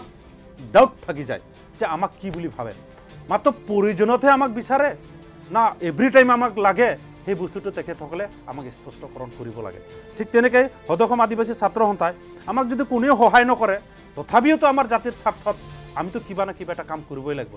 21ৰ আগে আগে যিহেতু আমি বিজেপি চৰকাৰক আজি কথা দিয়া নহয়, 5 বছৰ আগতে কৈছোঁ যোন চৰকাৰে আমাক ST দিব সেই চৰকাৰক আমি সমৰ্থন কৰিম। আৰু বিজেপিকতো স্পষ্ট কৈ দিছিলোঁ আৰু এতিয়াও কৈ আছোঁ, উইথিন 2020 যদি ST নিদিয়ে তো 21ত বিজেপিক ছাপোৰ্ট কৰাৰ কথা কোনোদিন আহি নপৰে আৰু আছাই কেতিয়াও সমৰ্থন নকৰিব, একদম এইটো খাটাং। তাৰ পৰিৱৰ্তে যিটো প্ৰয়োজন হ'ব সেই প্ৰয়োজন সাপেক্ষে আছাই কিন্তু এটা নিৰ্দিষ্ট ষ্টেপ ল'ব, পদক্ষেপ গ্ৰহণ কৰিব, এইটো একদম খাটাং। তাত যদি বৰ্জন কাৰ্যসূচী নলয়, ভোট বৰ্জনৰ কাৰ্যসূচী আমি নলওঁ, ভোট আমি দিমেই, এইটো আমাৰ মৌলিক অধিকাৰ হয়, কিন্তু ভোট কাক দিম সেই টাইমত আমি কম কাক ভোট দিম। কিন্তু বিজেপি যদি ST নিদিয়ে তেতিয়া কিন্তু আছাই বিজেপিক ভোট দিব লাগে বুলি আমি নকম, একদম খাটাং। কিন্তু তাৰ সলনি কাক ভোট দিব লাগে, কেনেকৈ দিব লাগে, তেতিয়া সময় হিচাপতে আমি মেকানিজমটো ঠিক কৰি ল'ম আৰু হিচাপত আমাৰ আদিবাসী ৰাইজক লৈ পেলাই সেই কামটো আমি কৰিম। বা আপোনাৰ এনেকুৱাও হ'ব পাৰে নে আপোনালোকৰ যিহেতুকে আমি দেখিবলৈ পাইছিলোঁ বিশ্বনাথ চাৰিআলি আপোনালোকে এটা ৰাজনৈতিক দল জন্ম দিছিলে য'ত আপুনি উপস্থিত আছিলে, গতিকে নিজৰ জনগোষ্ঠীৰ ৰাজনৈতিক দলক আপোনালোকে সমৰ্থন দিব নেকি বা তেনেধৰণৰ কিবা চিন্তা চৰ্চা হ'ব নেকি, বা অইন দলৰ সৈতে সেই ৰাজনৈতিক দলে সংযুক্ত হৈ একে মিত্ৰতা কৰি পেলাই তেওঁলোকে আগবঢ়াৰ ক্ষেত্ৰতো আপোনালোকে পোষকতা কৰিব নেকি? নিশ্চয়, জাতিৰ সংকটত যি দৰকাৰ হ'ব পদক্ষেপ হিচাপত যদি সেইখিনি কথা কিন্তু সদৌ অসম আদিবাসী ছাত্ৰ সন্থাই নিজৰ ভবিয়াকে কোনো লিড নল'ব। আমি জনগোষ্ঠীৰ লগত আলোচনা কৰি ল'ম, আমাৰ আদিবাসী জনগোষ্ঠীৰ লগত ধুনীয়াকৈ আলোচনা বিলোচনা কৰি ল'ম। যদি ৰাইজেই বিচাৰে যে আদিবাসী হিচাপত ছেপাৰেটলি আমাৰ পলিটিকেল পাৰ্টি হৈ পেলাই আমি কাম কৰি যাম, ৰাজ্যে যদি ইচ্ছা কৰে তেতিয়া কিন্তু আছাই তাত সহায় কৰাত বা সমৰ্থন কৰাত আমি পিছত নাথাকিম, আমি সমৰ্থন কৰি দিম। বাদ বাকী লিডিং কামটো আমাৰ ৰাইজে কৰিব, আদিবাসী জনগোষ্ঠীটো কৰিব, আমি কিন্তু সমৰ্থনহে কৰি দিম। কিন্তু আছাই তাত লিড নলয়, আছাই কিন্তু সমৰ্থন কৰিব, ছাপোৰ্ট কৰিব, বাদ বাকী কামখিনি কিন্তু আদিবাসী ৰাইজে কৰিব। তাত যদি পলিটিকেল পাৰ্টি বনাব লাগে পাৰ্টি বনাব পাৰিব। আৰু যিহেতু অলৰেডি পাৰ্টিৰ কথা বিভিন্ন জনগোষ্ঠীত আলোচনা হৈ আছে, জাতিৰ প্ৰয়োজন সাপেক্ষে জাতিৰ দৰকাৰী হিচাপত যদি আছাৰ তাত ষ্টেপ ল'ব লাগে বা ইনিচিয়েটিভ ল'ব লাগে, তাত কিন্তু আমি জাতিৰ স্বাৰ্থত আমি পিছুৱাই নাযাম, আমি তাত সদায় থাকিম, সদায় সমৰ্থন জনাম আৰু সদায় জাতিৰ লগতহে মিলি পেলাই আমি কাম কৰি যাম, এইটোৱে আমাৰ স্পষ্টকৰণ। হয়, সন্মুখত BTC ইলেকশ্যন, এই নিৰ্বাচনত আপোনালোকৰ কি স্থিতি হ'ব? আমি যিহেতু BTC ইলেকশ্যন আমাৰ 4টা ডিষ্ট্ৰিক্টত হৈ আছে, তাত এতিয়া বৰ্তমান BPF, UPPL আৰু বিজেপিৰ যিটো কেণ্ডিডেটবিলাক আছে, আমি সদৌ অসম আদিবাসী ছাত্ৰ সন্থা হৈ পেলাই আমি স্পষ্ট কৰিছোঁ, আগতো কৈছোঁ, এতিয়াও কৈ আছোঁ, যোন পলিটিকেল পাৰ্টিয়ে আমাক ST দিব সেই পলিটিকেল পাৰ্টিৰ লগতে আমি থাকিম আৰু আছাই তাৰ লগতে থাকিব। ইয়াত কোনোবা আজি ST কৰাই দিম কিবা কৰি দিম ক'লে আমি কেতিয়াও মানি ল'ব নোৱাৰোঁ। আৰু যিহেতু ST কৰণ কৰাৰ ক্ষেত্ৰত যদি আজি BTCত যদি যি দলে আমাক সমৰ্থন দিয়ে বা যি দলে আমাক ST কৰাৰ কামৰ কাৰণে যদি তেখেতসকলে প্ৰচেছিং কৰাত যদি আগুৱাই লৈ যায়, সহায় কৰি দিয়ে, আমাক NOC দিয়ে BTCৰ ভিতৰত, সেই চৰকাৰ লগত বা সেই পলিটিকেল পাৰ্টিৰ লগত আমি থাকিম আৰু তেখেতসকলৰ লগতেহে আমি কাম কৰি যাম। আৰু BTC মিনছ দ্য ডেভেলপমেণ্ট, আমাৰ জনগোষ্ঠীৰ কাৰণে যি দলে আমাক জাতিৰ কাৰণে ডেভেলপমেণ্ট কৰি দিয়ে সেই পলিটিকেল পাৰ্টিৰ লগতে আমি থাকিম আৰু তেখেতৰ লগতে আমি কাম কৰি যাম। যিহেতু BTCততো আমাৰ আদিবাসী চিফ হ'ব নোৱাৰে, এইটো চিধা কথা। আৰু BTCত যদি চিফ তাত হয়তো এক বড়ো মানুহেই হ'ব আৰু বড়ো যিটো অট'নমাছ কাউন্সিল হয় চিফ আমি আদিবাসীবিলাক হ'ব নোৱাৰে, এইটো লুকাই লাভ নাই, এইটো বেয়া পায়ো লাভ নাই। তাত বড়ো মানুহে চিফ হ'ব, তাত বড়ো হিচাপত যি বড়োজন যোন বড়োই আমাৰ আদিবাসীৰ কাৰণে ভাল হ'ব, যোন বড়োই আমাৰ আদিবাসীৰ কাৰণে চিন্তা কৰিব, সেই বড়ো সেই চিফকে আমি মানি ল'ম আৰু তেখেতৰ লগত আমি হাত মিলাই পেলাই কাম কৰিম আৰু তাত এটা শান্তি ইষ্টাব্লিছ কৰি পেলাই বিভিন্ন জনগোষ্ঠীৰ লগত মিলি পেলাই আমি কাম কৰি পেলাই যাম। এইটোৱে আমাৰ আশা আৰু এইটোৱে আমাৰ প্ৰতিশ্ৰুতি হয় আৰু তাৰ লগতে আমি মিলাই পেলাই কাম কৰিম। কিছু বিষয় অস্পষ্ট, আপুনি কৈছে যিয়ে তাৰ চিফ হ'ব তেওঁলোকে আপোনালোকে তেওঁলোকৰ সৈতে কাম কৰিব, তেওঁলোকক সমৰ্থন জনাব বা আপোনালোকে ভাবে যাক যে এইবাৰ এইগৰাকী আমি সমৰ্থন দিব লাগে। কিন্তু ইয়াত আন এক বিষয় জড়িত হৈ থাকিব, যদি সেই ব্যক্তিজনৰ বা সেই ব্যক্তিজনৰ দলটোক বিজেপিৰ লগত যদি একেলগে মিত্ৰতাত থাকে তেতিয়াহ'লে আপোনালোকে সমৰ্থন কৰিব নাই? কথাটো এনেকুৱা হ'ল, এতিয়া আলায়েন্স হিচাপততো বিজেপি চৰকাৰৰ লগত BPF চলি আছে ৰানিং, আলায়েন্স হিচাপত BPF ৰানিং চলি আছে, কিন্তু BTCত কিন্তু তেখেতসকলে নিজস্বভাৱে কেণ্ডিডেট দিছে। সেইটোৰ কাৰণে আমাৰ কাৰণে ছাপোৰ্ট কৰাৰ কাৰণে ইজি হ'ল, কাৰণ UPPL ছেপাৰেট লিড লৈ গৈ আছে, অবড়ো হিচাপত ছেপাৰেট লিড লৈ গৈ আছে, BPF হিচাপত ছেপাৰেটলি লিড লৈ গৈ আছে, বিজেপি হৈ পেলাই ছেপাৰেটলি লিড গৈ আছে। বিজেপিৰ কথাটো আমাৰ স্পষ্টই হ'ল, যিটো বিজেপিক যদি আমি সমৰ্থন কৰি দিওঁ, ইয়াত বিজেপি যদি তাত চৰকাৰে বনি যায় বা বিজেপিৰ কেণ্ডিডেট যদি জিতিয়ে যায়, তেতিয়াহ'লে 21ত তেখেতসকলৰ কাৰণেতো সেই উইনাৰ কেণ্ডিডেটতো তেখেতক বিজেপি বনোৱাৰ কাৰণে সহায় কৰিব। গতিকে তাত বিজেপিক ছাপোৰ্ট কৰাৰ কথা BTCত আহিয়ে নপৰে। সেইকাৰণে আমি BTCত আমি বিজেপিক ছাপোৰ্ট নকৰিম, এইটো একদম স্পষ্ট। কাৰণ ইয়াত যদি ছাপোৰ্ট কৰি দিম 21ত আৰু কেনেকৈ এগেইনষ্ট কৰিম? কাৰণ সেই জিতা কেণ্ডিডেটবিলাকতো সহায় কৰিব BTCত, তেতিয়াহ'লে আমাৰ কাৰণেতো পাল্লা ভাৰী হৈ যাব। গতিকে আমি চিম্পল ভাষাত যদি কম, বিজেপিক 21 যিটো 20 চলি আছে ST নিদিয়ে মানে BTCতো সমৰ্থন নকৰিম, নন BTCতো সমৰ্থন নকৰিম, একদম স্পষ্ট। তাৰপিছত আহি গ'ল BPF চৰকাৰ, তাৰপিছত আহি গ'ল অবড়োৰ কথা। তাত এতিয়া অবড়োক সমৰ্থন কৰিম না BPFক সমৰ্থন কৰিম না UPPLক সমৰ্থন কৰিম, এইটো আদিবাসী জনগোষ্ঠীৰ হিচাপত আমি সদায় মিটিং মাটাং চলি আছে, এতিয়াও মানে ঠিক ঠাক হোৱা নাই। সেই হিচাপত আলোচনা যেতিয়া এতিয়াও ভোটৰ ইলেকশ্যনৰ টাইম অহা নাই, যিটো এইটো বাঢ়াই গৈ আছে বা পষ্টপনে হৈ আছে, সেইটোৰ কাৰণে আমি বেছি সুযোগ পাইছোঁ যে আমি আলোচনা কৰি ল'ম বাৰে, কমচে কম ইয়াত আমি 5 বাৰমান যদি আলোচনা কৰি ল'ম আদিবাসী ৰাইজৰ লগত, তেতিয়াহ'লে ভাল এটা ফাইসলা হ'ব বা ভাল এটা সিদ্ধান্ত হ'ব। আৰু সেই সিদ্ধান্ত হিচাপত আমি এই BPF হওক বা UPPL হওক বা অবড়ো হওক, আমি কাৰ লগত গ'লে আমাৰ জাতিটোৰ উত্থানটো অতি সোনকালে হ'ব, তাক আমি অতি সোনকালে কৰাই পেলাই আমাৰ জাতিৰ ভিতৰত এইটো আমি ঠিক কৰি ল'ব পাৰিম। হয়, আমি অনুষ্ঠানৰ শেষলৈ আহিছোঁ। শেষত আপোনাক সুধিব বিচাৰিছোঁ যে অখিল গগৈৰ বিৰুদ্ধে চৰকাৰে যিদৰে এক ভূমিকা গ্ৰহণ কৰে, যিধৰণে এক স্থিতি গ্ৰহণ কৰিছে, দমনমূলক স্থিতি গ্ৰহণ কৰিছে, এই ক্ষেত্ৰত আপুনি কি ক'ব? আক্ৰোশমূলক এক স্থিতি গ্ৰহণ কৰিছে, এইটো বৰ দুখ লগা কথা। আজি অখিল গগৈ তেখেতে এটা ডেম'ক্ৰেচি ছিষ্টেমত যিটো আন্দোলন কৰি আছিলে, সেই আন্দোলনক তেখেতসকলে কি ভয় খায় বা কি বেয়া পায় তেখেতসকলে কৰিলে এইটো আমি নাজানো। এতিয়াও ৰুলিং গভৰ্ণমেণ্ট হিচাপত চৰকাৰে কিন্তু স্পষ্টকৰণ কৰা নাই যে অখিল গগৈক কিয় এৰেষ্ট কৰিছে বা কিয় তেখেতক সেই পানিছমেণ্ট দিয়া হৈ আছে, এতিয়ালৈকে কিন্তু ৰুলিং গভৰ্ণমেণ্টে স্পষ্ট কৰা নাই। আজি সদৌ আদিবাসী ছাত্ৰ সন্থা হৈ পেলাই আমি যিটো অখিল গগৈ এৰেষ্ট কৰা হ'ল, সেই বস্তুটো আমি কিন্তু দাবী জনাই আছোঁ যে চৰকাৰে সেইখিনি বস্তুটো তেখেতসকলে স্পষ্টকৰণ কৰিব লাগে। কাৰণ আজি মহাত্মা গান্ধীয়ে আজি ভাৰতক স্বাধীন কৰিলে যোনটো পদ্ধতিত, সেই পদ্ধতিতে তেখেতসকলে আন্দোলন কৰি আছে। আমাৰ অখিল গগৈয়ে হওক, যিমান ছ'চিয়েল অৰ্গেনাইজেশ্যন হওক, তেখেতসকলক যদি পৰিকল্পনা কৰি তেখেতসকলক যদি খালনায়ক বনাই পেলাই যদি জেলত ভৰাই দিয়ে, তেতিয়াহ'লে কিন্তু এইটো অপমানজনক হৈ আছে। কাৰণ আজি বিজেপি চৰকাৰ আজিহে ৰুলিং গভৰ্ণমেণ্টত আছিল, যেতিয়া ৰুলিং গভৰ্ণমেণ্টত নাছিল তেখেতসকলেতো বিজেপি চৰকাৰে এটা ধৰ্ণা দি আছিলে বা আন্দোলন কৰি আছিলে বা ডেম'ক্ৰেচি ছিষ্টেমসকল হিচাপত অপজিশ্যনত থাকি পেলাই তেখেতসকলেতো সেইটো স্থিতি গ্ৰহণ কৰি আছিলে। তেখেতসকলে কিন্তু নিজৰ যিটো ষ্টেটাছ আছিল সেইকেইটা কিন্তু পাহৰি গ'ল পাৱাৰ পোৱাৰ লগে লগে। গতিকে সেইটো কৰাটো মানে যোগ্য হোৱা নাই আৰু এইটো কিন্তু অপমানজনক হৈছে। যিটো নেকি ডেম'ক্ৰেচি ছিষ্টেমৰ এটা মেকানিজম আছে, তাত কিন্তু অপমান কৰা হৈ আছে। গতিকে সেইখিনি কথা অখিল গগৈক যিটো এৰেষ্ট কৰা হৈছে তেখেতক কিন্তু মুকলি কৰি দিব লাগে, আৰু তেখেতক কি কাৰণত এৰেষ্ট কৰা হৈছে এইটো কিন্তু ৰুলিং গভৰ্ণমেণ্ট হিচাপত ৰাইজক স্পষ্টকৰণ কৰি দিব লাগে। হয়, মোৰ শেষৰটো প্ৰশ্ন, উজনি অসমৰ ফালে দেখিবলৈ পোৱা গৈছে যে চাহ জনগোষ্ঠীৰ কোনোবা যদি নেতাই চৰকাৰখনৰ বিৰুদ্ধে মাত মাতে, তেতিয়াহ'লে চৰকাৰখনৰে চাহ জনগোষ্ঠীৰ মন্ত্ৰী বিধায়ক বা একাংশ ৰাজনৈতিক নেতাই শাসকীয় দলটোৰ তেওঁলোকে দমনমূলক নীতি গ্ৰহণ কৰে। তাৰ এক উদাহৰণ হ'ল বলদেৱ তেলী। তেওঁক ভুৱা গোচৰ তেওঁক আটক কৰা হ'ল, গ্ৰেপ্তাৰ কৰা হৈছিলে, কাৰণ তেওঁ চৰকাৰৰ বিৰুদ্ধে মাত মাতিছিলে। চৰকাৰৰ এই দমন নীতিৰ ক্ষেত্ৰত বা চৰকাৰ হৈ পেলাই শাসকীয় দলটোৰ হৈ পেলাই আপোনালোকৰ জনগোষ্ঠীৰ যিসকল শাসক দলৰ নেতা কৰ্মীয়ে বা মন্ত্ৰী বিধায়কে এনেধৰণৰ কাৰ্যত লিপ্ত হোৱাৰ অভিযোগ উত্থাপিত হৈছে, সেইসকলক আপুনি কি আহ্বান জনাব? ইয়াত মই ৰুলিং গভৰ্ণমেণ্টৰ হিচাপত যিবিলাক আমাৰ আদিবাসীও ৰিপ্ৰেজেণ্ট কৰি আছে MLA MP হৈ পেলাই, তেখেতসকলে এইখিনি বস্তুটো স্পষ্ট কৰিব লাগিছিল আৰু কৰিব লাগে। যিহেতু আমাৰ জনগোষ্ঠী কমচে কম আহি পেলাই তেখেতসকলে ক'ব লাগে যে আপোনালোকে এনেকুৱা টাইপৰ আন্দোলন কৰিলে বা এইবিলাক কৰিলে কিন্তু চৰকাৰৰ কাৰণে বেআইনী হয় বা ভাৰতৰ সংবিধানৰ বেআইনী হয়, এইবিলাক কৰিব নালাগে। কিন্তু আপোনালোকে নিজেও সমাধান নকৰিব জাতিৰ প্ৰব্লেমবিলাক বা জাতিৰ প্ৰব্লেমবিলাকক যদি আপোনালোকে এছেম্বলিতো যদি উত্থাপন কৰিব নোৱাৰে আৰু আপোনালোকে মনে মনে থাকি পেলাই যদি যিবিলাক জনগোষ্ঠীৰ নেতাবিলাকক আপোনালোকে পৰিকল্পনিকভাৱে তেখেতসকলক এৰেষ্ট কৰাই পেলাই যদি জেলত ভৰায় আৰু আপোনালোকে